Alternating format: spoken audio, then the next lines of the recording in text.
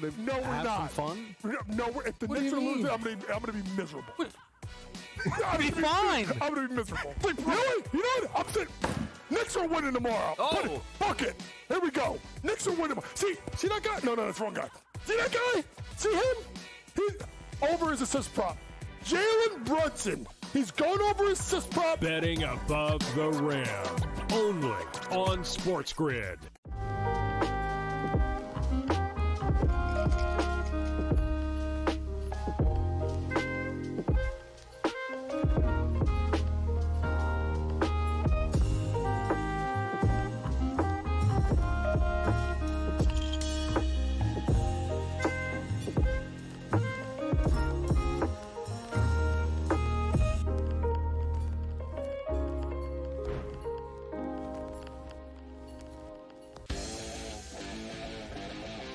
Heard yesterday that he's got no shot to win the Cy Young because it's going to Skubal again. Skubal's winning the Cy Young, no shot for free. They're both terrific. They both have incredible numbers and credentials and stats and strikeouts and ERA and everything. Like every single category, Fried is right there with him. Pharrell coast to coast. Only on SportsGrid.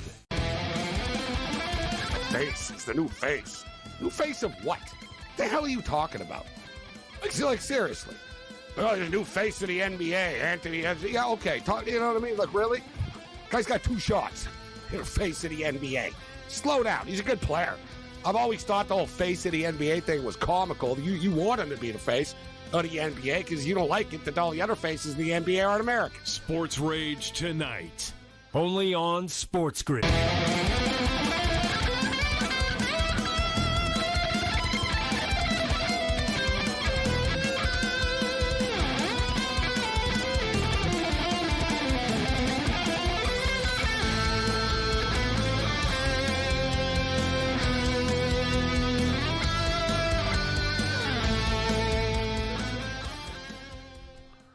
Let's roll. This is SportsRage. I am Gabriel Morency. The pimps, the players, the hustlers, the people that bust them, and everybody else in between. Let's do this thing. The Thursday Night Throwdown has begun. SportsGrid Radio and Television Network, Sirius XM Channel 159. We've got a lot of stuff to break down. We've got a full house on the program. The quickest 120 minutes in sports talk and television has begun. And the fourth quarter is set to begin at the world's most famous arena, the New York Knicks, looking to extend this series. An absolutely, positively, real must-win basketball game for the Knicks tonight to send this thing back to the field house. They're up by 17, 90-73. They've been up pretty much all night tonight. The Pacers have cut the lead to like 10 a couple of times, but every time the Knicks go on a run once again. But we've seen the Pacers are capable of going on these runs. They don't really get phased. They're just not hitting their shots tonight. That's, basically what it comes down to. The Pacers, you could tell really early in a basketball game, right? Like just shots that they've been hitting all series, they didn't. Halliburton hasn't been very aggressive tonight. He hasn't shot the ball much, and this is the problem, right? They always say, the cliches, the last game, the elimination game, the clinching game is always the hardest game to win, and it's tough when you have a 3-1 lead. Right? Like, we saw with the Florida Panthers the other night. They were up 3-0, and they were flat. Pacers are just a little bit flat tonight, but they're playing with fire. You don't want to give the Knicks life, even though I think that the Pacers would win going back to Indianapolis. So even if they lose this basketball game, which it looks like they will, but we're more concerned with the total here. I'd like to hit the over of the game, which didn't appear to really have a chance at all. And then we smashed the over 214.5 at the half, the bailout special, so to speak. And it's 218.5. It just briefly hit 220.5, but they just moved it to 218.5. So it's 218.5 right now. I guess you wouldn't figure the Knicks are really going to take the pedal off the metal when you consider they've blown leads before. And the Pacers won't take the pedal off the metal early in the fourth quarter because they know they've come back before. They both come back on each other down 20, right? So I think that they're still going to push the envelope a little bit here, but this is going to be a sweat job. I don't think we're going to be able to get to, like, what do they close at, 222.5? I'm not sure we're going to be able to get to 222.5. We're hoping that we can get to 215 in this basketball game. Updated series price, just for the record, the Pacers are minus 450 right now. The New York Knicks plus 320. NHL hockey, the Edmonton Oilers stormed out of the gate tonight. And the Edmonton Oilers, talking about killer instinct. We saw this, with the we've seen this with the Pacers in the playoffs. They did it against Cleveland. They won in Cleveland. They went back home and they got smashed, right? And we talked about the Florida Panthers not having that killer instinct just to finish it off when they have the opportunity to. Edmonton have been very good at finishing teams off when they get the chance to. They eliminated the LA Kings in their first game-clinching game. Vegas, they knocked off in 5. Oh, it's going to be hard to beat Vegas back in Vegas and eliminate them in 5. Same situation tonight going into Dallas. So they got the quick start. They were up 3-0. Next thing you know, it's 3-2.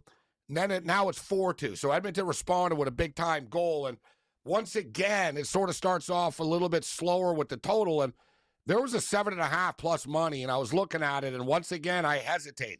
He who hesitates is lost. And I hesitated, and I was like, man, 7.5, huh? And it was 3-2. It was 3-1 at the time. So it's still 3-1. It was right before Dallas scored the second goal. It was 3-1. I'm like, man, 7.5 plus 135 to the over. I'm like, it's going to get there. And you're going to regret not doing this. I got the basketball going on. Everything's going on at once. And then, boom, like a minute later, Dallas scored. I'm like, again, this happened, right? Again. And then Edmonton scored pretty soon after, and it was 8.5. So we're on the over 8.5 for the record. So going into the third period here, we're on the over 8.5. We're already at 6 right now. Dallas' season is on the line.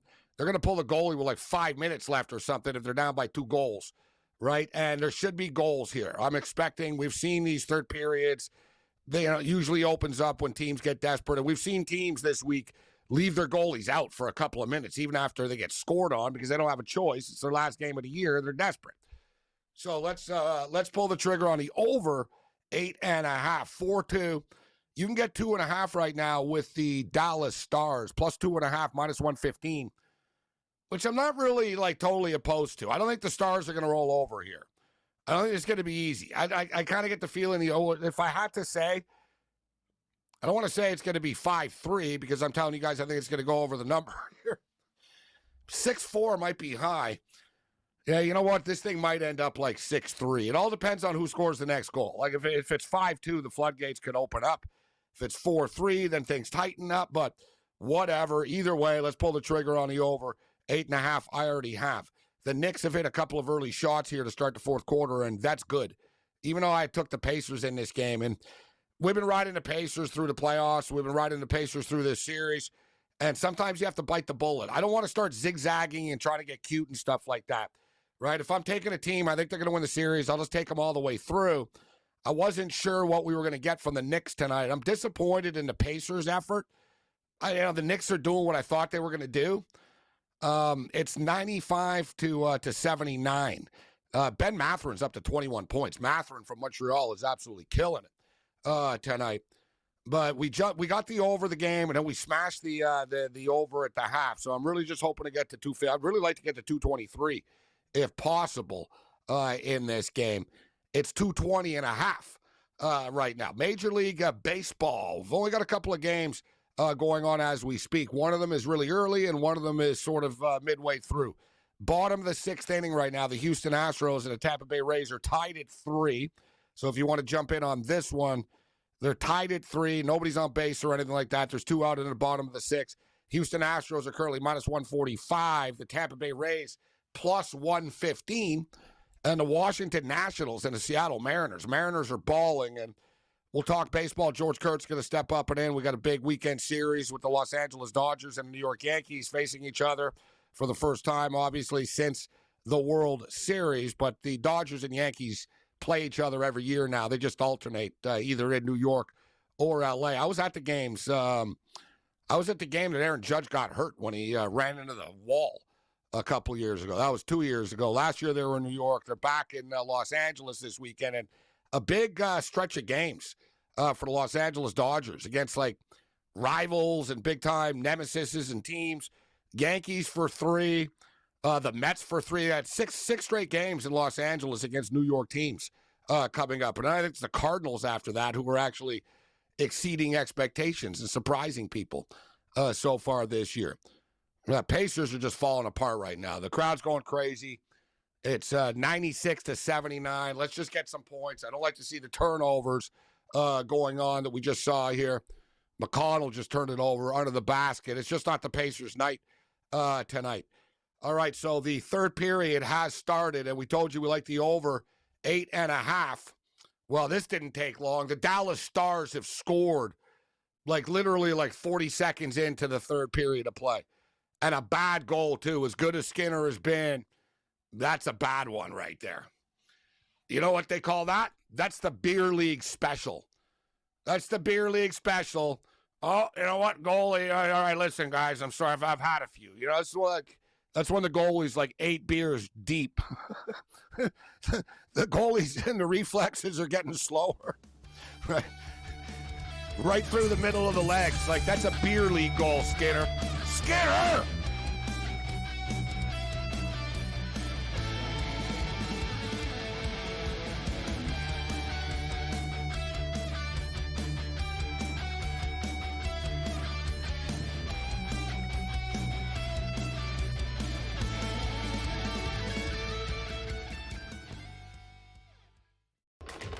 Enter into the magical world of McLuck.com, where even the smallest of spins can win real cash prizes.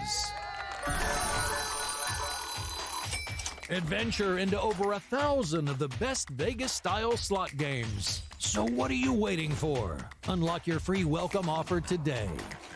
Join the fun where winners play and players win.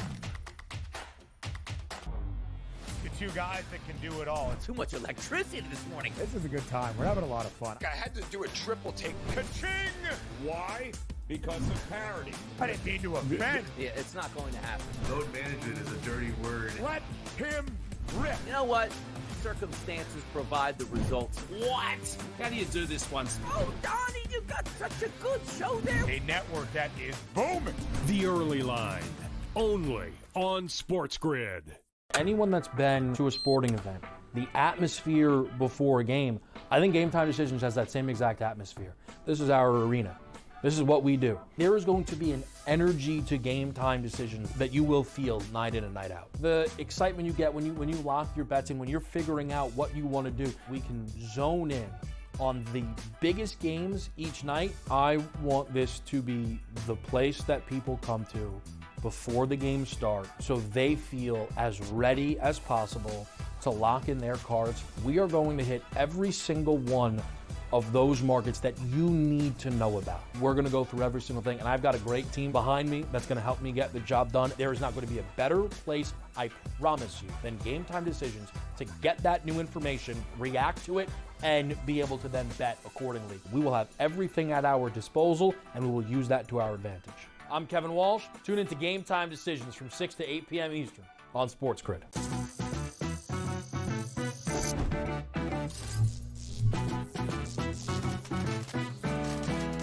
Did you know sportsbooks tend to draw up tighter bet lines for events that get even more bettors, like championship games or major matchups? My tip, try betting on less popular sports. You might have a better shot at beating those odds. Now, go get lucky. See you in Las Vegas. Let's get lucky.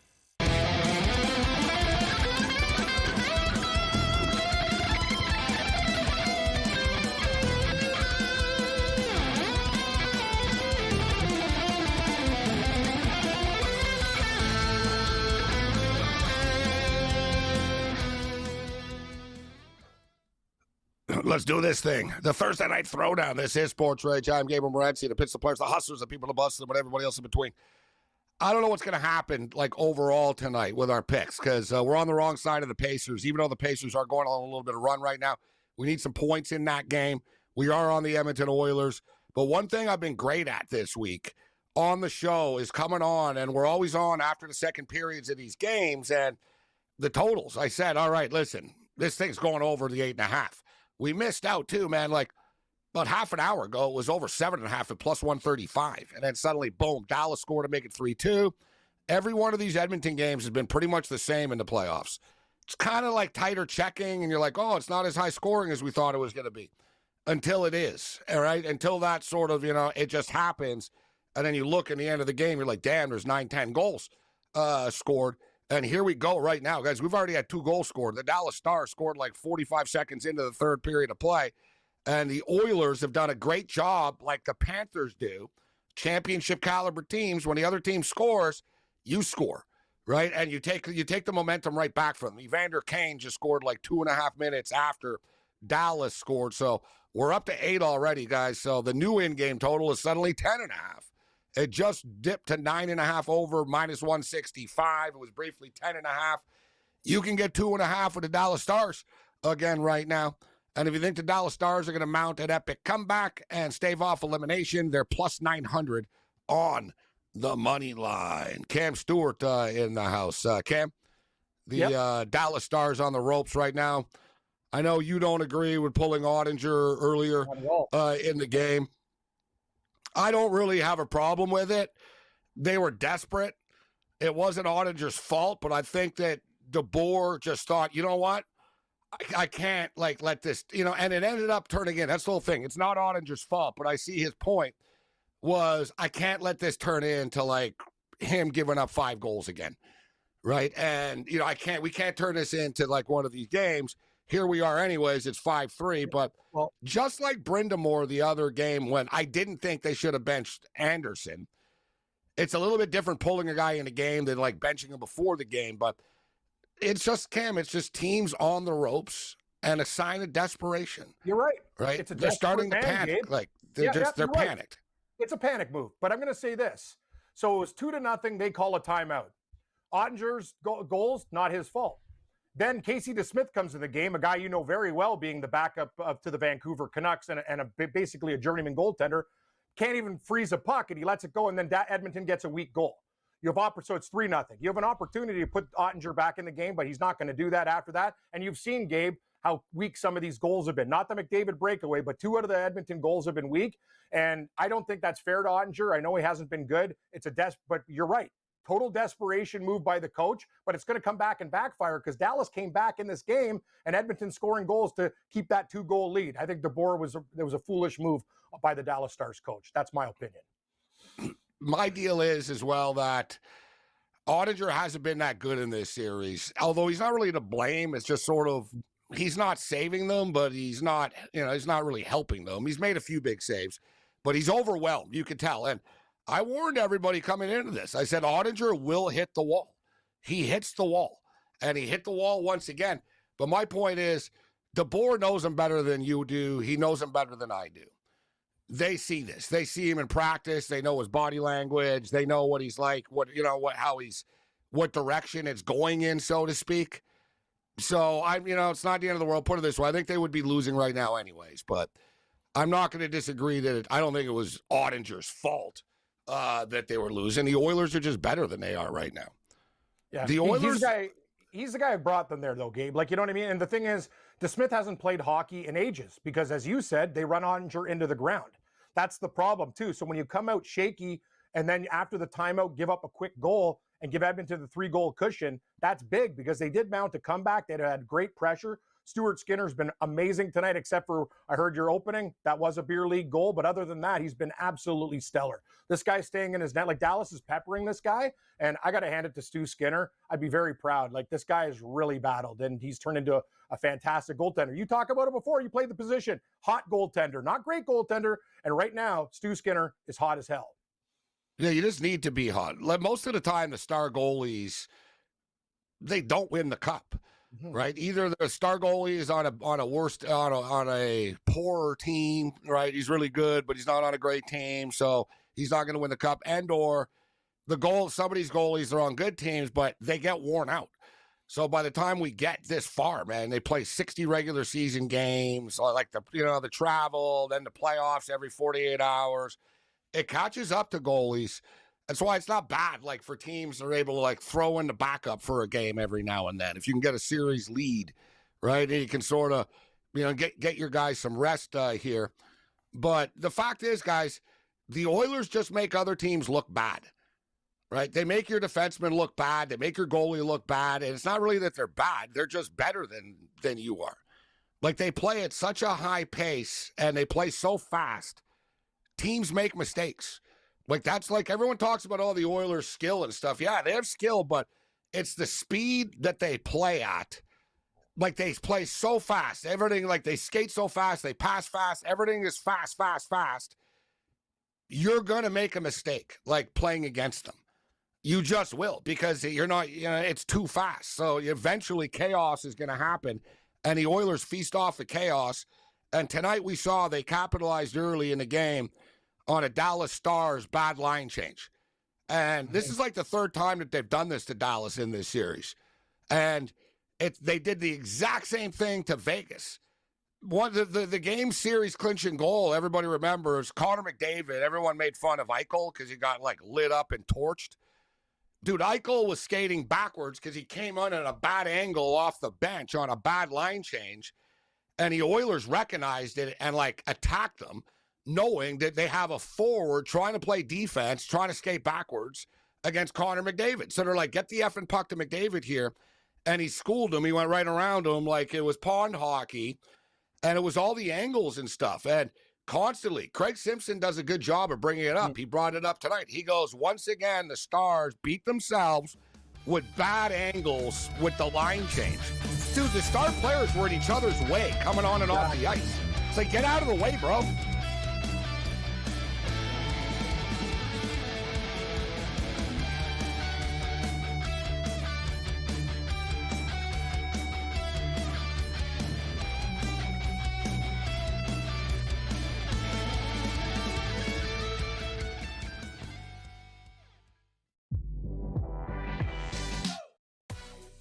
No, we're not. Fun? No, if the Knicks are losing, I'm gonna be miserable. Be fine. I'm gonna be miserable. Really? You know what? I'm saying Knicks are winning tomorrow. Oh. Fuck it. Here we go. Knicks are winning tomorrow. See that guy? No, that's the wrong guy. See that guy? See him? He's over his assist prop. Jalen Brunson. He's going over his assist prop. Betting above the rim. Only on SportsGrid.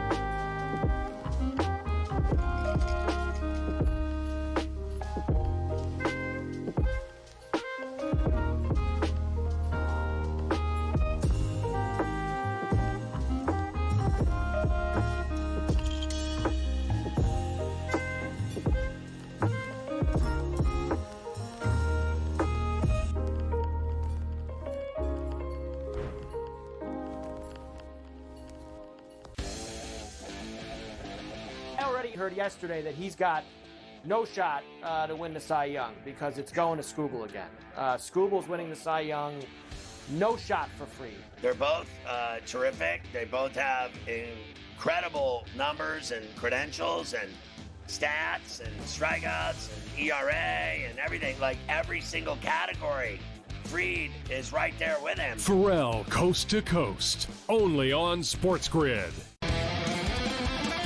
Face. It's the new face. New face of what? The hell are you talking about? Like seriously. Oh, the new face of the NBA, Anthony. Yeah, okay. You know what I mean? Like, really? Guy's got 2 shots. You're the face of the NBA. Slow down. He's a good player. I've always thought the whole face of the NBA thing was comical. You want him to be the face of the NBA because you don't like it that all the other faces in the NBA aren't American. SportsRage tonight. Only on SportsGrid.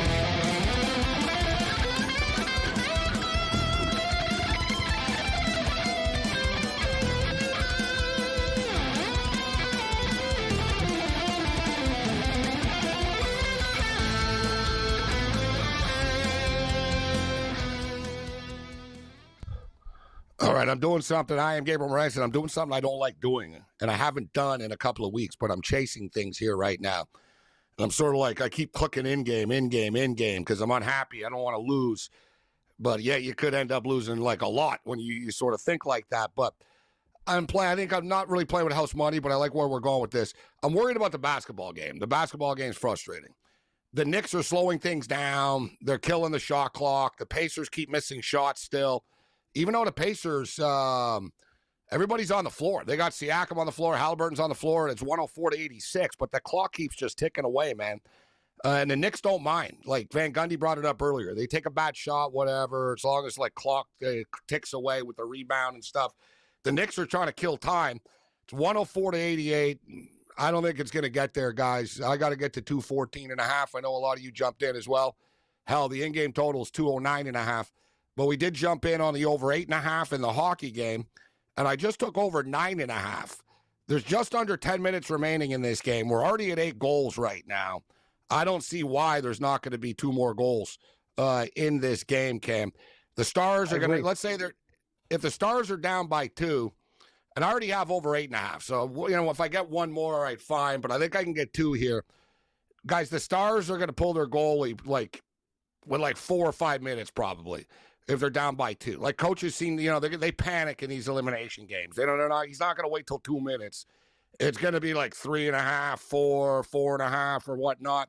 And DeBoer's pretty modern analytical dude. So I think he's going to pull the goalie pretty quickly, actually.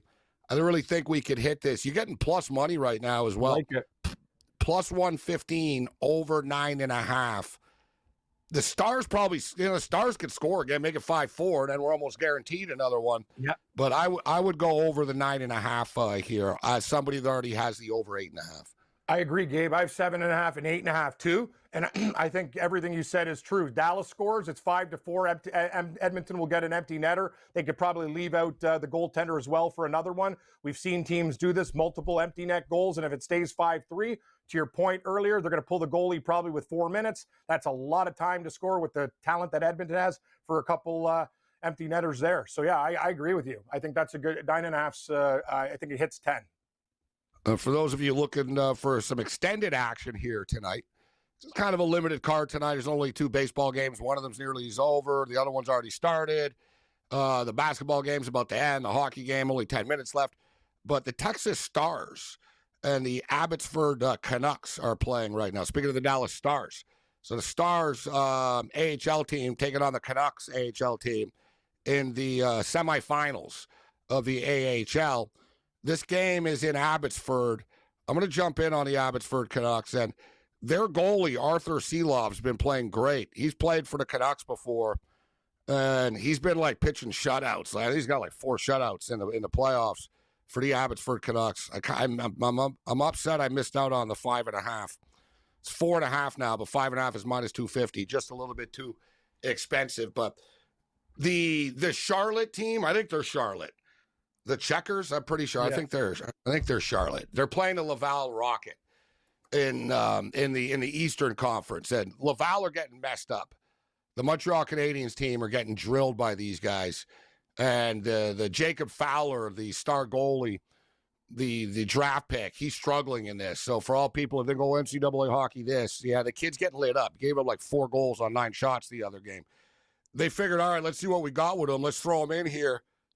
And the Primo's been playing much better. And as I say this, the freaking Texas Stars just scored. Son of a bitch. The Charlotte Checkers, too, Gabe. Guess who their affiliate is? Out of all the teams in the league. Let me guess. Panthers. The Charlotte. Florida Panthers. Oh, are they the Panthers? I thought it might be the Hurricanes, great. right? God. That's good. So the Charlotte Checkers are good now. All their farm teams even good. Damn Panthers. You want to hear their arena? It's the best. The Bojangles Coliseum. Oh, yeah.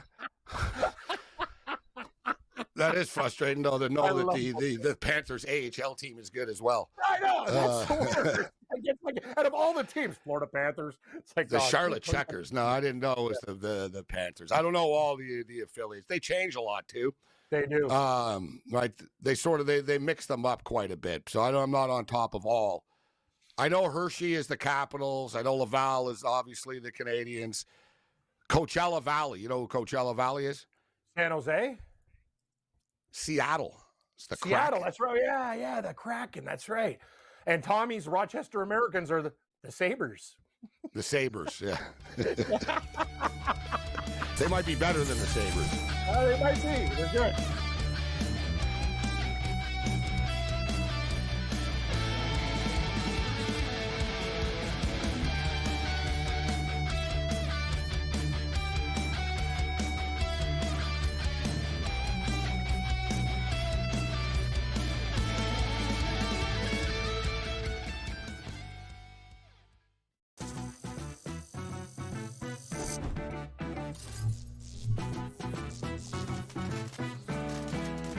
Did you know sportsbooks tend to draw up tighter bet lines for events that get even more bettors, like championship games or major matchups? My tip, try betting on less popular sports. You might have a better shot at beating those odds.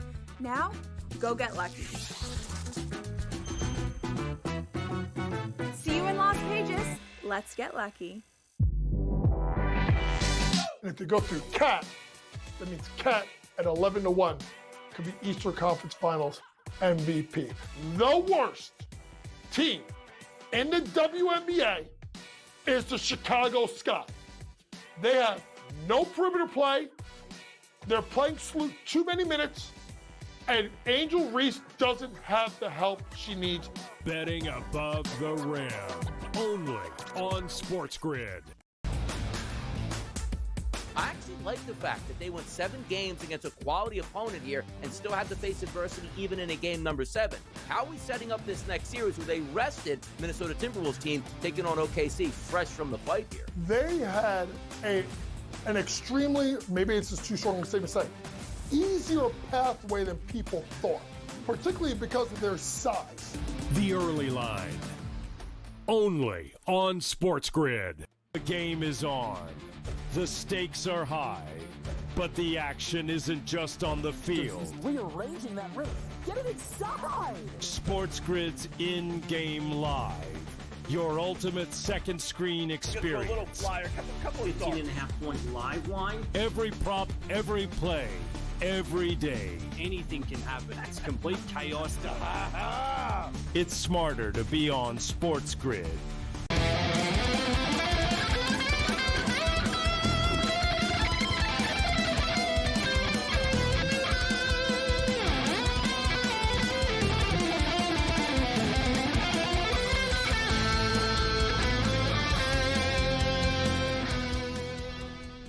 This is SportsRage. I'm Morency, the Pits, the Players, the Hustlers, the people who bust them, everybody else in between. George Kurtz will be joining us for a brief moment or two because we got the Philly Godfather stepping up in a couple of minutes as well. Lou Gamblu on the radar this evening. We do have a full house. Thursdays usually turn into a chaotic evening. It's supposed to be the Friday Night Freak Show. All right, so there hasn't been any goals here. There's 5 minutes left in this game right now. 5-3 still. I'm curious to see when DeBoer is going to pull the goalie. Down by 2, elimination game, I imagine 4 minutes. They're at the 5-minute mark right now. You can't wait. Like, 3 is not really enough time. Like, you're screwed either way. Like, basically, you're screwed. So, like, this, it's like throwing a Hail Mary. It's like an onside kick or something. Like, you don't want to have to pull your goalie with 4 minutes left, but you might not have a choice. Maybe if they could draw a penalty or something, but the Oilers are doing a very good job of keeping the puck away from them right now. And the Dallas Stars, Cam, we can talk about who is in the net for the Dallas Stars. They only have 17 shots on goal. Yeah. That's pretty pathetic for an elimination game. Your season's on the line and you've got 17 shots on goal. That's not good. Yeah, we talked about it. You brought up a great point in yesterday's show. Edmonton defensively, much improved. Their defensemen are long and lean with long sticks. They keep a lot of things to the outside. And when Dallas has had quality chances, Skinner, other than that one goal, has been fantastic. So, yeah, no, it's been Dallas. It seems like this happens a lot, Gabe. They seem like a team that really plays well. And as things go, they just run out of gas. It's not just Ottinger. It seems like the whole team. It's just like they play really well in the regular season. And as things progress, they get more beat down instead of get stronger. Well, they still are a top 4 team type deal in the NHL. Like they were last year. They're right there. Dallas is one of these tough spots too that you can't really break it up. They're really good, right? You know what I mean? And you can't say, wow, they're kind of old. Listen, Sagan's been around a while, Ben's been around a while and stuff, but they have a mix of younger guys. One player that's disappeared, Cam, that we haven't heard his name in about a week and a half or so since he had the back-to-back hat tricks is Rantanen. Yeah. He's been a non-factor for them as well. He's just sort of faded off into the sunset for them. There's sort of a lot of players just sort of, hit the wall at once. And this happens to them before. They made the cup in the bubble a couple of years ago. I guess it was like 4 years ago, whatever, 5 years, 4 or 5 years ago, whatever it was. And they lost to Tampa in the COVID year. And it was not the same core, but kind of the same core, like for the most part, right? Like they've had the same guys for a while now. they do play at a tax-free state. I hate to say it because every team's going to talk about it, but Mitch Marner would help them. Like, you know what I mean? They clearly need more offensive playmaking. As crazy as it sounds, but they do. Like, they have a hard time scoring goals at times, like the Stars, when they have to. They can score, but they, you know what I mean? Like, Sagan and Ben are more grinders at this point of their career. Robertson's kind of the guy that can put the puck in the net for them, but they need another sniper. Rantanen helped them, but Rantanen's disappeared here, and I don't know if he's going to re-sign with them, but they're freaking close. I'm not going to rip them or anything. Yeah. They're just not as good as the Oilers are. No, Dallas is a really good team, and you said it. Rantanen has been a big disappointment after the first part of the series. He's a non-factor. Rupe Hintz was also hurt for him. He's a great young player, but you're right. They do have a couple guys who are a little bit long at the tooth with Sagan and Ben, more grinding, but they do have Wyatt Johnson's another great player on that team. It's true, Gabe. They have a great mix. They do have some older guys, but Mitch Marner on the Dallas Stars that'd be huge for them. Absolutely. Well, it'd be massive. They waited a long time, man, down 2 to pull a goalie. Like, they did it at the 2:30 mark. It's like, really? You're losing by 2 goals. Like, your season's on the line. You should have did it with 4 minutes left. All right, speaking of which, we got 4 minutes with Kurtz. Kurtz, 4 fast minutes. You're down by 2 goals. Your season's on the line. You scored an early goal, but you haven't scored in 15 minutes. He waited way too long to pull the goalie. There's simply not enough time now to score 2 goals. Like, they should have did it with 4 minutes left. Yeah, I agree. Carver and I were talking about this on Carver and Lacey, that we would have pulled the goal within 4 and 5 minutes if they were still down 2 goals or more at this point in the third period. So I agree. What are you worried about? Losing by 3, 4, 5? Who cares? Your season's over either way. Surprised he waited this long. I don't know. Maybe DeBoer texted his cousin or something and said, "Hey, bet the under 9.5. I'm going to pull the goalie late." Listen, there's $1.54 left right now, but Dallas really aren't getting, and that's another thing too. Like, if you're sustaining pressure and you're nearly scoring without pulling the goalie, or you have a power play, I don't mind leaving the goalie in because the other team generally scores when you pull the goalie, but you're not. They weren't getting pressure. They've got 17 shots on goal. All right, come on, Edmonton, bury one here. I need an empty netter here. We're stuck at 8. I've just bet over 9.5 too. I was hoping for 2, but I thought DeBoer has screwed me. I thought he would pull the goalie earlier than this. I thought that was going in, and it's icing instead. Draisaitl just tried for the empty netter, but he missed. So there's $1.33 left right now. Who are you on in this game, Kurtz? The Oilers or the Stars? How do you feel about this? Oh, I was on the Oilers. Pregame bets with Oilers. Leon Draisaitl, anytime goal. Connor McDavid, 2+ points. And, 2 goals in the third period. So I'm betting every game now. Every game betting that. It was a heavy price, but it was -190 or something like that. But still took that tonight here. Then Carver and I both went in on the in-game over of 7.5. We waited until about 3 minutes were gone in the second period, and we hopped in on that as well. So this has been a really good night. And if Draisaitl could have hit that empty net, it would have been a great night. Yeah, the 7.5 was a good bet. I saw it at +135 earlier, and I regret not striking it at plus money. And I ended up getting the 8.5, and I don't know. I think we'll be able to get this, but we're going to have to sweat this out for the next minute and a half. For the record, the Knicks beat the Pacers. Final score, 111-94. 111-94. All right, here we go. Oh, and he just missed it. Oh, God. Are you going to tell me it's going to be one of these nights I need one empty netter at least here, and I can't get it? The Oilers just passed it like they were casual about it. Blasted at the net, man. Dear God. The guy in the Oilers just sort of casually flipped it to somebody, and they missed. All right, here we go. Here you go. Don't miss this. Oh, and the guy on the Stars deflected it. Unbelievable. Buddy on the Oilers just had a shot from the center ice from his own blue line, and he tried. But and that one would have gone in, but it hit a Dallas Stars stick. And they're not going to score. We're down to 40 seconds. We're not going to get a goal here because the Oilers don't care. They just want to flick the puck out now. Oh, this is frustrating. This is going to be one of these frustrating nights tonight. Somebody, please. I've been burnt so many times in these playoffs, with 0.7 seconds left. Can I get a miracle? They just tried again. They tried to flick the puck over everybody, and freaking Dallas caught it and knocked it down. All right, there's 20 seconds left. Maybe we get a miracle here, but the Oilers don't care. They know they're advancing to the Stanley Cup Finals. So, Kurtz, Oilers or Panthers? Who are you going to take to win? Oh, it's going to be a fun Stanley Cup, right? Going to start on Wednesday, I believe. Let's get this going here. I think I'm going to ride with the hot team in the Oilers, all right? It's hard. I'm going to go with the Oilers. I think it's going to be a great series. I'll pick the Oilers in 7. I won't feel great about it. Probably won't bet it here, but I'll take the Oilers in 7. Oh, and we get the empty netter with 10 seconds. Lucky. So lucky. We get the empty netter with 10 seconds. That is Who was that? unreal. Was it That was Nurse? a nice lob. Was it Draisaitl? It might have been, George. I don't know. Let's take a look here. I see Nurse celebrating, but they're not showing it like they're showing Skinner right now, like celebrating. Yeah. All right, Kurt. So we only have about like a minute left. There was a miscommunication with you. So Dodgers, Yankees. How do you feel about this series this weekend? Who do you think wins the series? I think the Yankees they better win tomorrow because Sunday's Yarbrough versus Yamamoto probably not going to go the way they want. Saturday's more 50-50. You got Fried going tomorrow. I think it's a 50-50 series here. I'm taking the Dodgers tomorrow with the plus money, by the way. I'll stay with Dodgers, take 2 out of 3. Fried versus Gonsolin tomorrow. Fried versus Gonsolin tomorrow. Then we got Warren versus Knack. So that's sort of a wild, weird one.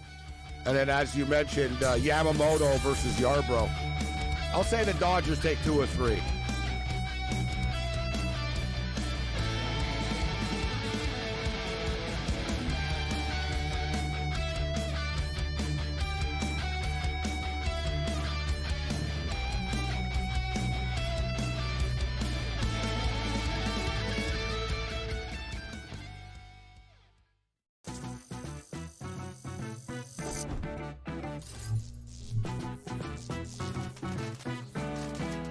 Did you know sportsbooks tend to draw up tighter bet lines for events that get even more bettors, like championship games or major matchups? My tip, try betting on less popular sports. You might have a better shot at beating those odds. Now, go get lucky. See you in Las Vegas. Let's get lucky. And if they go through Cat, that means Cat at 11-1 could be Eastern Conference Finals MVP. The worst team in the WNBA is the Chicago Sky. They have no perimeter play. They're playing too many minutes. And Angel Reese doesn't have the help she needs. Betting above the rim. Only on SportsGrid. I actually like the fact that they went 7 games against a quality opponent here and still had to face adversity even in a game number 7. How are we setting up this next series where they rested Minnesota Timberwolves team taking on OKC fresh from the fight here? They had an extremely, maybe it's just too strong a statement to say, easier pathway than people thought, particularly because of their size. The early line. Only on SportsGrid. The game is on. The stakes are high, but the action isn't just on the field. Rearranging that roof. Get it inside! SportsGrid's in-game live. Your ultimate second screen experience. A little flyer, couple 18.5-point live line. Every prop, every play, every day. Anything can happen. That's complete chaos. It's smarter to be on SportsGrid.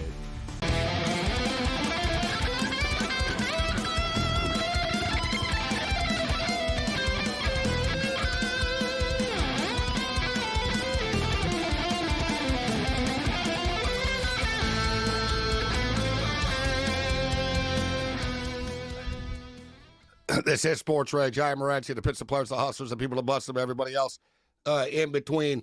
So the Edmonton Oilers have punched their ticket. I don't think they're going to touch the trophy. They're going to bring out the trophy and stuff in a minute.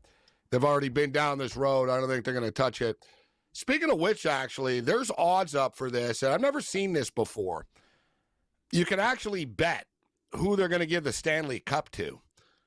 And there's a lot of weird numbers. Like Connor McDavid isn't like, you know what I mean? There's like, it's weird dudes. Like Nugent Hopkins, I think, is the favorite on the Oilers. Like, I don't know. And it's basically like one of these, it's not the star player always, right? It's an inside thing with the team. Who's been on the team the longest? Who's the whatever, this, that. whose father just died. You know what I mean? Like, you don't know. Like, because you would figure, oh, yeah, they'll give the cup to Connor McDavid if they win. Not really. Like, maybe Darnell Nurse will be like, they'll go, hey, Darnell, you're Skinner. They'll be, hey, Skinner, you did great. You get the cup first. You never know. So you sort of roll the dice. All right. Speaking of rolling the dice, we're now joined by a man. He's made a career of rolling the dice. Yeah. And he's probably tried to fix some dice along the way. I say that with all due respect. These dice are loaded. Some loaded dice. Some loaded die. With the Godfather. The Philly Godfather, he's got a book, and he's been talking about the book. Very successful. Congratulations on the success. And great stuff. You got it in paperback, too, in the stores, not just online. Congratulations on the success. Thank you so much, man. We debuted at number 1 on new releases on Amazon, which shocked me. There's 44 million books on Amazon. And I mean, I don't know whether it's the cover or the story or the following I have. So we did great for the first 30 days. Then after 30 days, they take you off new releases. And currently we're, I think, top 50 for organized crime, that genre, and like top 40 in white collar crime. So there's a lot of crime going on in this book. Organized crime, white collar crimes.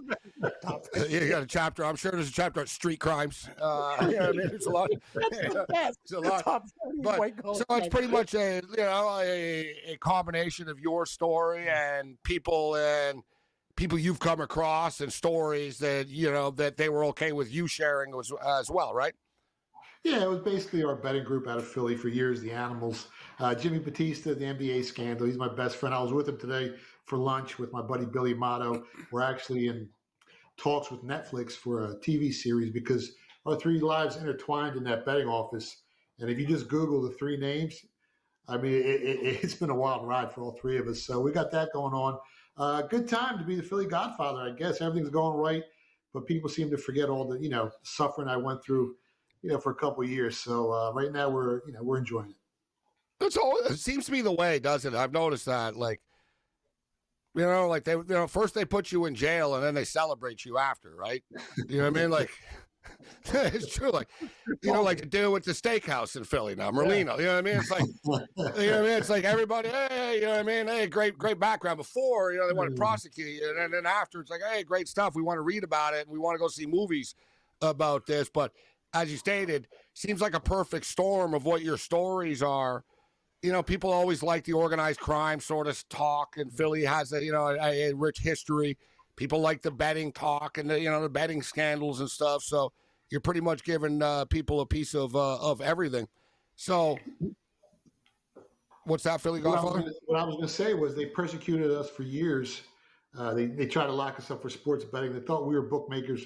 We didn't take book. I mean, I stopped taking book in the 90s. They went after us for marijuana. Now, sports betting and marijuana, both legal, the 2 hottest topics in the country. It's, the way things change, things were so taboo, and now it's so fashionable. Everybody wants to be in those businesses. I guess we were ahead of the time. Yeah, it blows my mind. I remember I couldn't believe it. It's probably like, not even that long ago, guys. It's probably like 10 years ago or something. There was a big radio host in Cleveland. Like, he got fired and arrested because he was betting on the job. He was placing bets, and he's talking about sports, but he's placing bets. And I'd get fired now if I didn't talk about betting. Like, you know what I mean? You're not betting enough. Get out of here. And as you stated, Philly Godfather, like, I remember like being at the Super Bowl in Texas like 25 years ago type thing, and I had to walk like 3 miles away from the stadium because there were cops. Like, there's just cops everywhere just to like light one up and smoke a split. You know what I mean? Yeah. I remember. Now I'm at the Super Bowl Media Row, and Marshawn Lynch is walking around hanging out bags of weed. This is my new strain, and he's going on shows going, yeah, my weed, come to my dispensary. I had Kyle Turley on, giving the address of the dispensary. Goodell's walking by, and there's people lighting blunts up in the media center. And I'm like, man, I never thought I'd see this in the NFL world, bro. You know what I mean? Yeah, things have changed big time. I remember driving up to Montreal to get B. Sayers because the weed was better up there as kids. And we had a great time up there. The exchange rate was awesome. It was 80 US, 120 Canadian. We had so much fun in different locations there in Montreal as kids. But yeah, everything's different now. Everything's sexy. Everything's fashionable. Everybody wants to be a part of it. And now my life's changed, and I've walked away from all that stuff. And, we got legit businesses, the website, the book, the movie. We got the Netflix deal going on. It's kind of weird, man. Everything flip-flops. So now I'm not doing none of that stuff except for betting, and everyone else wants to be part of it. All right, so speaking of which, I kind of knew tonight I was walking into a trap taking the Pacers. But I've been riding the Pacers all the way through. I didn't really fully trust the Knicks laying the points tonight, but the Pacers just didn't hit shots they normally do.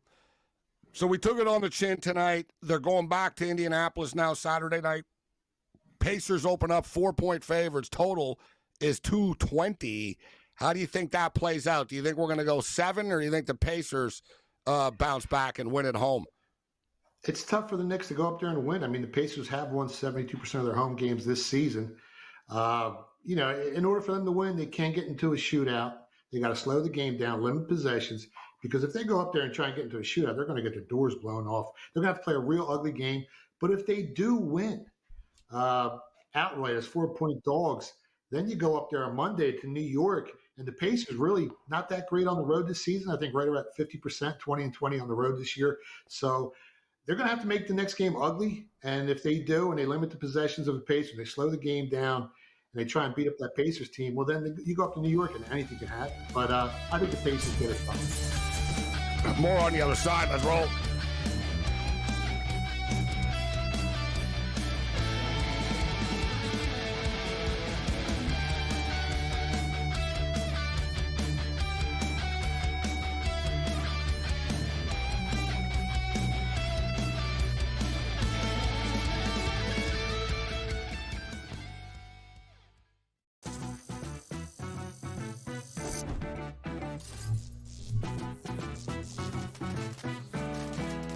Did you know sportsbooks tend to draw up tighter bet lines for events that get even more bettors, like championship games or major matchups? My tip, try betting on less popular sports. You might have a better shot at beating those odds. Now, go get lucky. See you in Las Vegas. Let's get lucky. And if they go through Cat, that means Cat at 11-1 could be Eastern Conference Finals MVP. The worst team in the WNBA is the Chicago Sky. They have no perimeter play. They're playing too many minutes. And Angel Reese doesn't have the help she needs. Betting above the rim. Only on SportsGrid. I actually like the fact that they went 7 games against a quality opponent here and still had to face adversity even in a game number 7. How are we setting up this next series where they rested Minnesota Timberwolves team taking on OKC fresh from the fight here? They had an extremely, maybe it's just too strong a statement to say, easier pathway than people thought, particularly because of their size. The early line. Only on SportsGrid. The game is on. The stakes are high, but the action isn't just on the field. He's rearranging that roof. Get it inside! SportsGrid's in-game live. Your ultimate second screen experience. A little flyer, couple 15.5-point live line. Every prop, every play, every day. Anything can happen. It's complete chaos. It's smarter to be on SportsGrid.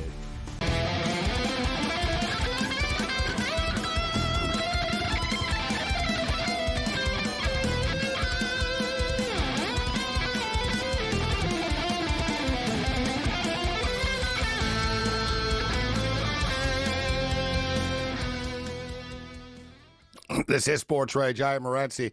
See on Twitter here, Wes says, I know they're not your team, but congrats to the Canadian Oilers. Well, thank you. I like that. I know you're not their team. But they kind of are my team now because, like Philly Godfather, I like to bet futures, and I got a piece of the Edmonton Oilers at plus 400. And now they're going to the finals, and let's get people the updated. Now we know, but it's going to be a pick 'em. Right, it's the series. It's going to be a pick 'em. We pretty much saw the number before, but I like to see it officially right now, and we'll get you the exact stuff. But Philly Godfather, I know you've been pulling the trigger already on some NFL futures, already. And basketball, you had a piece of Oklahoma City. I saw you took a piece of the Philadelphia Phillies the other day. Talk to me about some of the futures you got rocking here.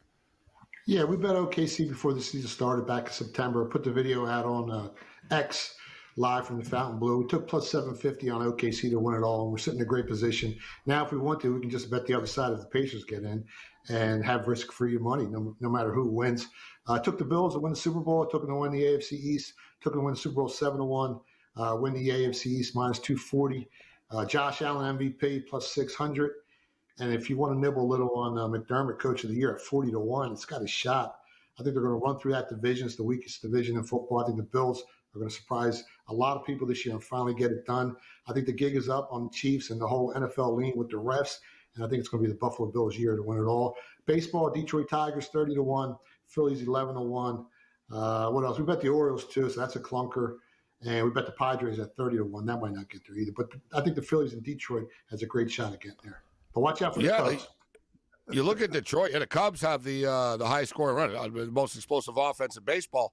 But you look at the Tigers, seems like, the Tigers World Series, but you look at the American League, there's no one great in the American League. Like the Tigers could potentially get there. I think Seattle are live as well. So for the record, guys, it is a stone cold pick'em, minus 110. That's as good as it gets. It's like a prize fight. When it's a pick'em, it's like a UFC card. It's a good UFC card if, like, the fights are all basically pick'ems. You know it's a crap card when every fighter's a minus 1,600 favorite. So you got a great series here. Florida Panthers, minus 110. Edmonton Oilers, minus 110. Any hockey for you, Philly Godfather? If we go back to last year's Stanley Cup, I think the Panthers opened up a 25-cent favorite. They might have steamed it up to 30 cents. And that whole Stanley Cup was decided by one goal in the last game of the series. I know they went up 3-0. Edmonton came back, tied up at 3-3. Then the final game was 2-1. This season, I think the Panthers have beaten them twice. Both times, though, they had to score, I think, 3 goals in the one game to win that game and 2 goals in the third quarter of the second game. They won 4-3. So they had to come back in the third quarter of both games. Pick them. I kind of like Edmonton, to tell you the truth, man. I like your bet at plus 400. At a pick them, I like Edmonton here. I think it's their year, and they're finally going to get it done. And the difference is, guys, from last year. Now, listen, the Panthers, some people are saying the Panthers are a better team. They do have Brad Marchand, and they got they had a big 6'5" beast in Seth Jones. So they're loaded, right? You can't say, they're not as good as they were last year. I think the Oilers are different. I don't know if they're better or they're different than they were last year a bit. I think they're better defensively now than they were last year. I think they're more experienced in big games, obviously, now. And the key is they have home ice this time. So like you said, Philly Godfather, it won 7 last time. And this time they potentially have it in Edmonton, Alberta. For the record, game 1, we've got a number Wednesday night, June 4th. And it's the Edmonton Oilers, minus 120 home favorites, total 6.5. All right, Philly Godfather, before we get you out of here, where can people find your book online and your picks and everything you got going on? Yeah, you can go to phillybooked.com, or you can go to Amazon or Barnes & Noble. It's everywhere where books are sold. The website's thephillygodfather.com, and on X, at Philly Godfather is my handle. All right, good stuff. Continued success. I saw a video of you in the ring, too. You think you're Rocky now, too, I see, huh? I've been boxing gym since I was 8 years old. We still have a boxing gym in Philly, Multebus Boxing Gym. I trained 3 world champions. That's something no one knows about me. Got a lot of boxing experience in my family. I saw, I say that because Rocky was on TV. The other night I saw Rocky. There was a Rocky marathon on. And it's hard not to think of Philadelphia when you see those movies, too. The Philly Godfather. Good stuff, Philly Godfather. Continued success. Good luck, guys. Bet the under in the Mets tomorrow. I'll talk to you. All right, the under in the Mets game, says the Philly Godfather, on the way out. Lou's is going to step up, and then Gamblu's on the radar. We're going to get to the College Baseball World Series. I got a bunch of parlays for you, actually, for the College Baseball World Series. Although I might bet smaller now after tonight.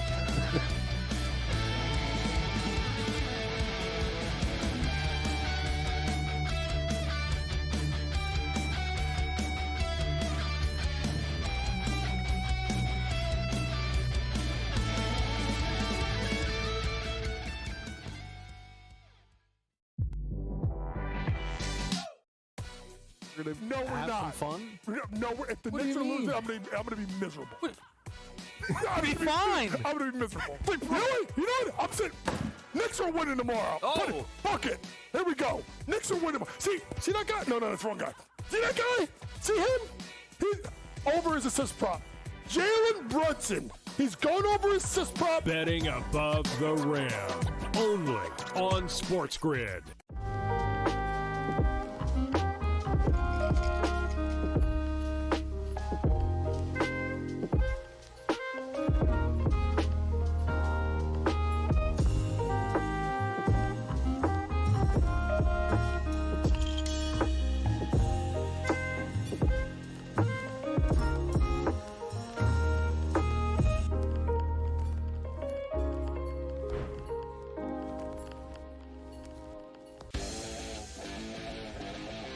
Heard yesterday that he's got no shot to win the Cy Young because it's going to Scoogle again.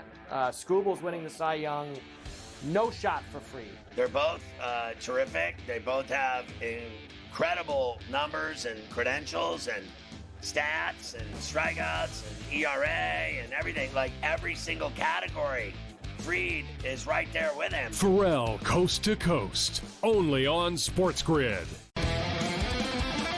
Face. It's the new face. New face of what? The hell are you talking about? Like seriously. Oh, the new face of the NBA, Anthony. Yeah, okay. You know what I mean? Like, really? Guy's got 2 shots. You're the face of the NBA. Slow down. He's a good player. I've always thought the whole face of the NBA thing was comical. You want him to be the face of the NBA because you don't like it that all the other faces in the NBA aren't American. Sports Rage tonight. Only on SportsGrid.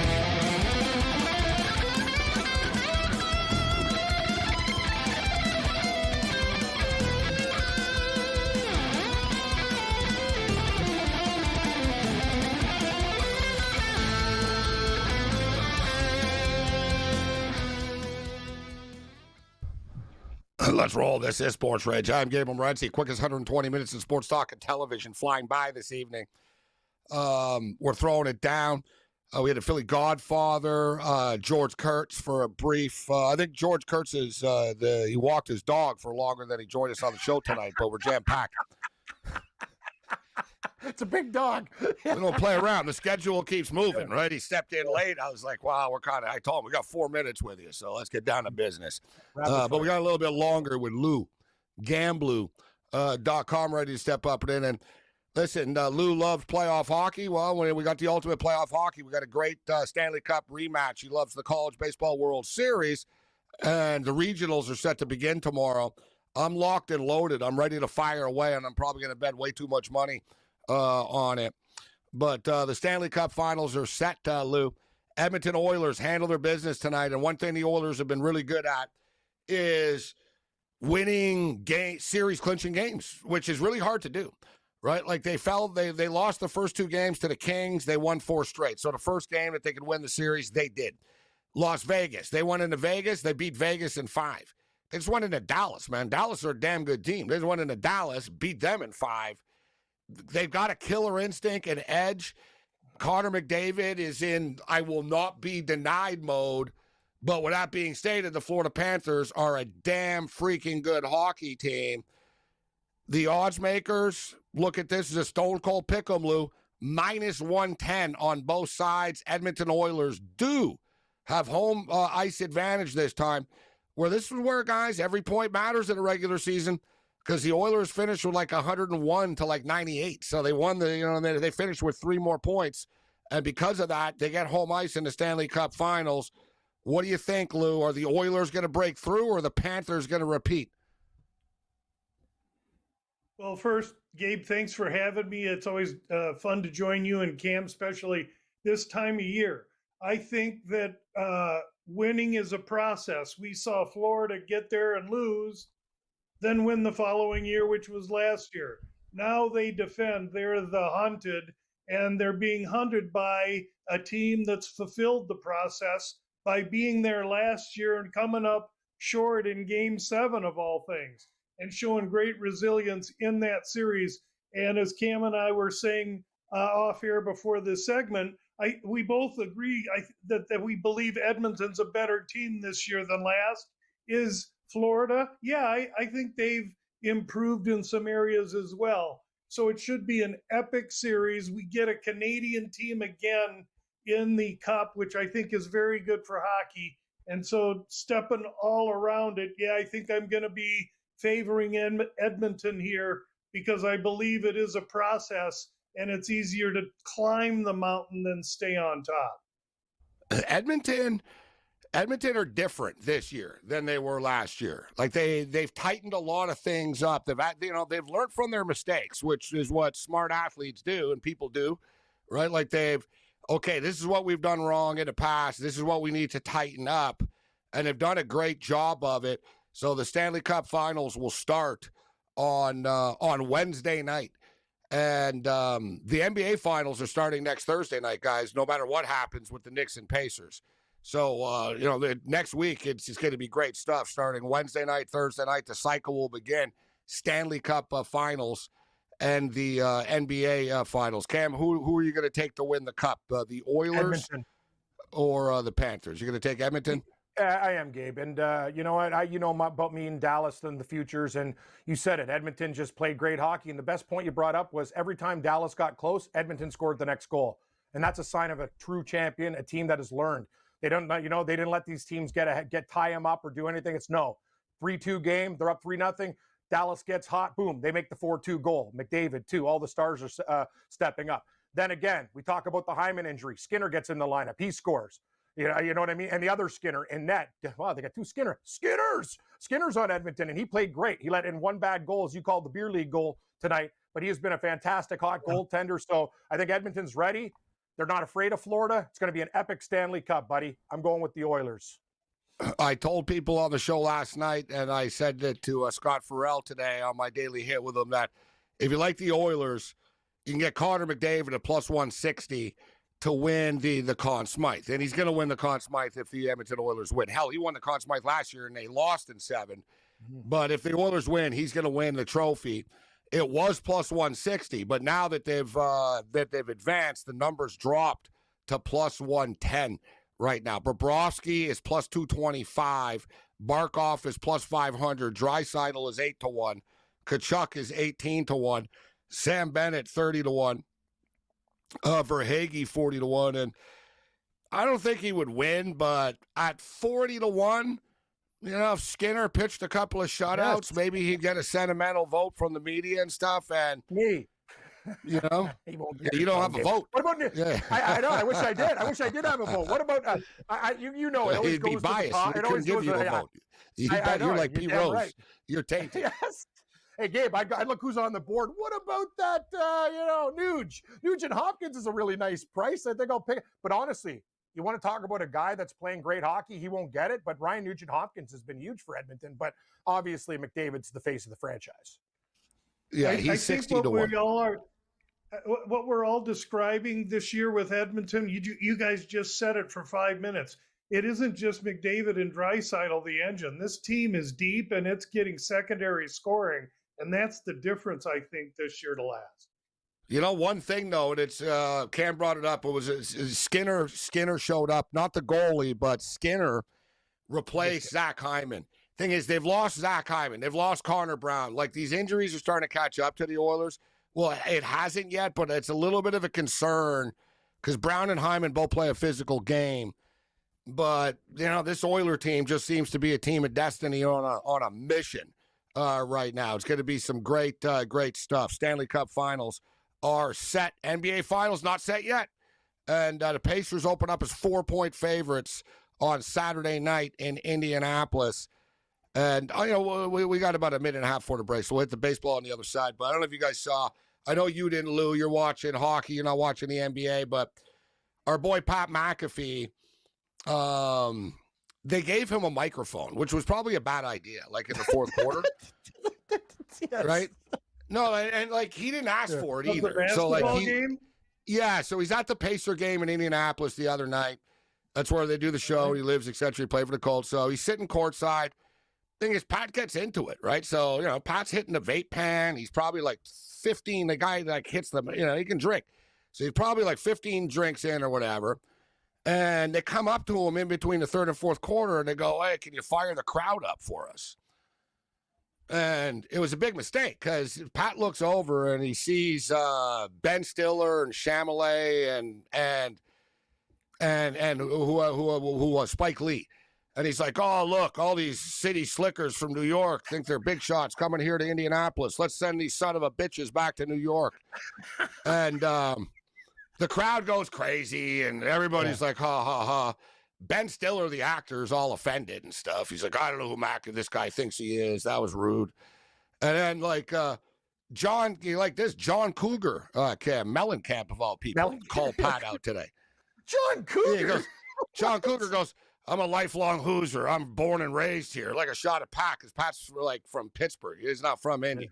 He goes, that's not Hoosier hospitality. And I don't know who that guy thinks he is, speaking for the city of Indianapolis and stuff. Now Twitter's blowing up. I saw some guy go, screw you, Mellencamp. You kicked me out of an elevator once, so you and your rodents.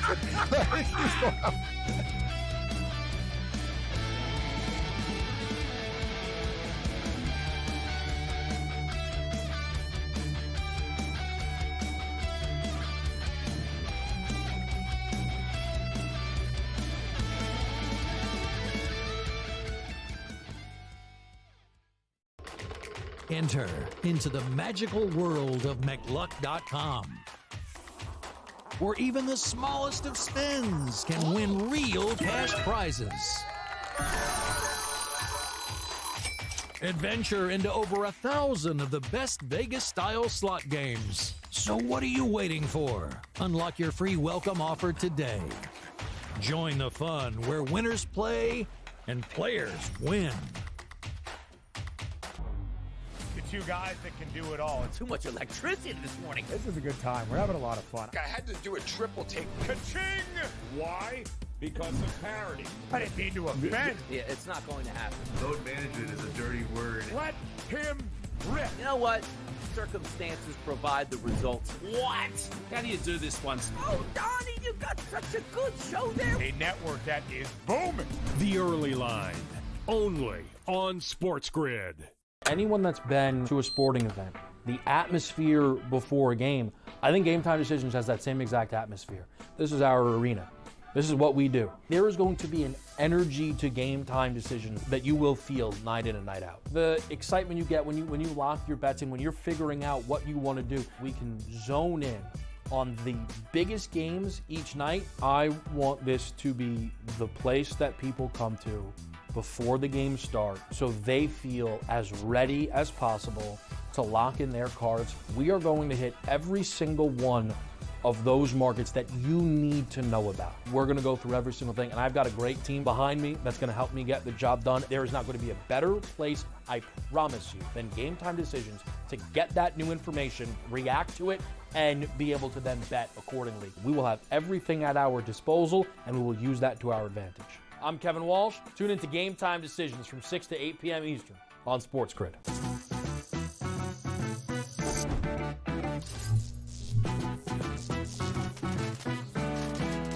Did you know sportsbooks tend to draw up tighter bet lines for events that get even more bettors, like championship games or major matchups?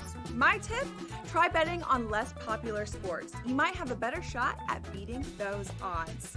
Now, go get lucky. See you in Las Vegas. Let's get lucky.